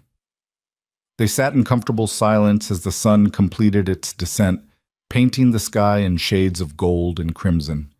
Behind them, their hotel room waited, a space they'd make their own for the next 2 weeks before returning to Boston and the life they were building together. A year later, Maya stood in the offices of the Valenti Foundation, the nonprofit Nico had established to support children impacted by incarceration and family members affected by organized crime. The foundation represented everything they'd worked toward, taking the resources that had come from darkness and transforming them into light, using wealth that had been accumulated through questionable means to create genuine good. Today was the opening gala, and Maya had spent months preparing, coordinating with partner organizations, securing speakers, planning an event that would launch the foundation properly into public consciousness. As donors and supporters filled the elegant event space, Maya caught sight of Nico across the room speaking with a senator they'd courted for months. He looked up, found her eyes, and smiled. The private smile that was just for her, that said everything important without words. Rebecca approached with champagne and a knowing look. "You two are disgustingly happy. You know that?" "I do know that. It's wonderful." "Remember when you first started at Hartwell? You were half-starved and terrified, wearing clothes that didn't quite fit, trying so hard to prove you belonged?" Rebecca's smile was warm. "Look at you now, senior partner, married to someone who adores you, launching a foundation that's going to change lives. You've come a long way, Maya." "We both have." Maya clinked her glass against Rebecca's. "Thank you for taking a chance on me back then. Thank Nico for getting you in the door. Thank yourself for everything that came after." As the gala progressed, Maya moved through the crowd with practiced ease, answering questions about the foundation's mission and accepting congratulations on the launch. When she finally found her way back to Nico's side, he wrapped an arm around her waist and pulled her close. "Look at what we built," he murmured into her hair. "From broken pieces and impossible circumstances, We built something that matters. Maya surveyed the room, the donors writing checks, the partner organizations making connections, the formerly incarcerated parents sharing their stories with people who'd never understood their struggles before. This was redemption made real. This was the future they'd chosen together, built from honesty and hard work, and the unwavering belief that people could be better than their worst moments. We did, she agreed, and we're just getting started. That night, in the home they'd made together, Maya sat beside Nico on the couch, where they'd spent countless evenings planning and dreaming. The box from her mother had arrived that afternoon, photos from Maya's childhood, mementos her mother had saved, a note expressing pride in the woman her daughter had become, and gratitude for Nico's help with the medical bills he'd quietly paid when Maya finally agreed to let him. "Your mother loves you very much," Nico said, reading over her shoulder. "She's proud of you. She's proud of us, of what we've built together." Maya set the note aside and turned to face him. "Nico, I want to tell you something I've never said properly." "What's that?" "Thank you for seeing me when I was invisible, for offering help when I was too proud to ask, for being patient while I learned to trust, for keeping every promise even when it cost you everything." Maya's voice thickened with emotion. "You gave me my life back, but more than that, you showed me I deserved a better life than the one I'd been settling for. That's a gift I can never fully repay. You don't need to repay it. Loving me, believing in me, holding me accountable to becoming better, that's more than enough." Nico pulled her close, his heartbeat steady beneath her ear. "We're even, Maya. We saved each other. Now we get to build whatever comes next together." And they did. Over the following years, the Valenti Foundation grew into one of Boston's most respected charitable organizations. Maya's career flourished as she balanced partnership at Hartwell with foundation work. Nico continued to build legitimate businesses while supporting other entrepreneurs trying to escape complicated legacies. They bought a house with a garden where Maya could grow vegetables and Nico could practice the cooking his grandmother had taught him decades ago. They had arguments about money and priorities, compromises about how to spend holidays, negotiations about whose family obligations took precedence. They had moments of doubt when old fears resurfaced, when Maya wondered if she'd been naive to trust so completely, or when Nico worried he'd never fully escape his family's shadow. But they also had mornings drinking coffee in comfortable silence, evenings cooking together while sharing stories from their days, nights falling asleep tangled together after making love. They had inside jokes and favorite restaurants, yearly trips to Sicily and quiet weekends at home, the accumulated intimacy of lives genuinely shared. 5 years after the night they met, Maya stood in her office at Hartwell, reviewing quarterly reports when her phone buzzed with a message from an unknown number. She opened it to find a photo.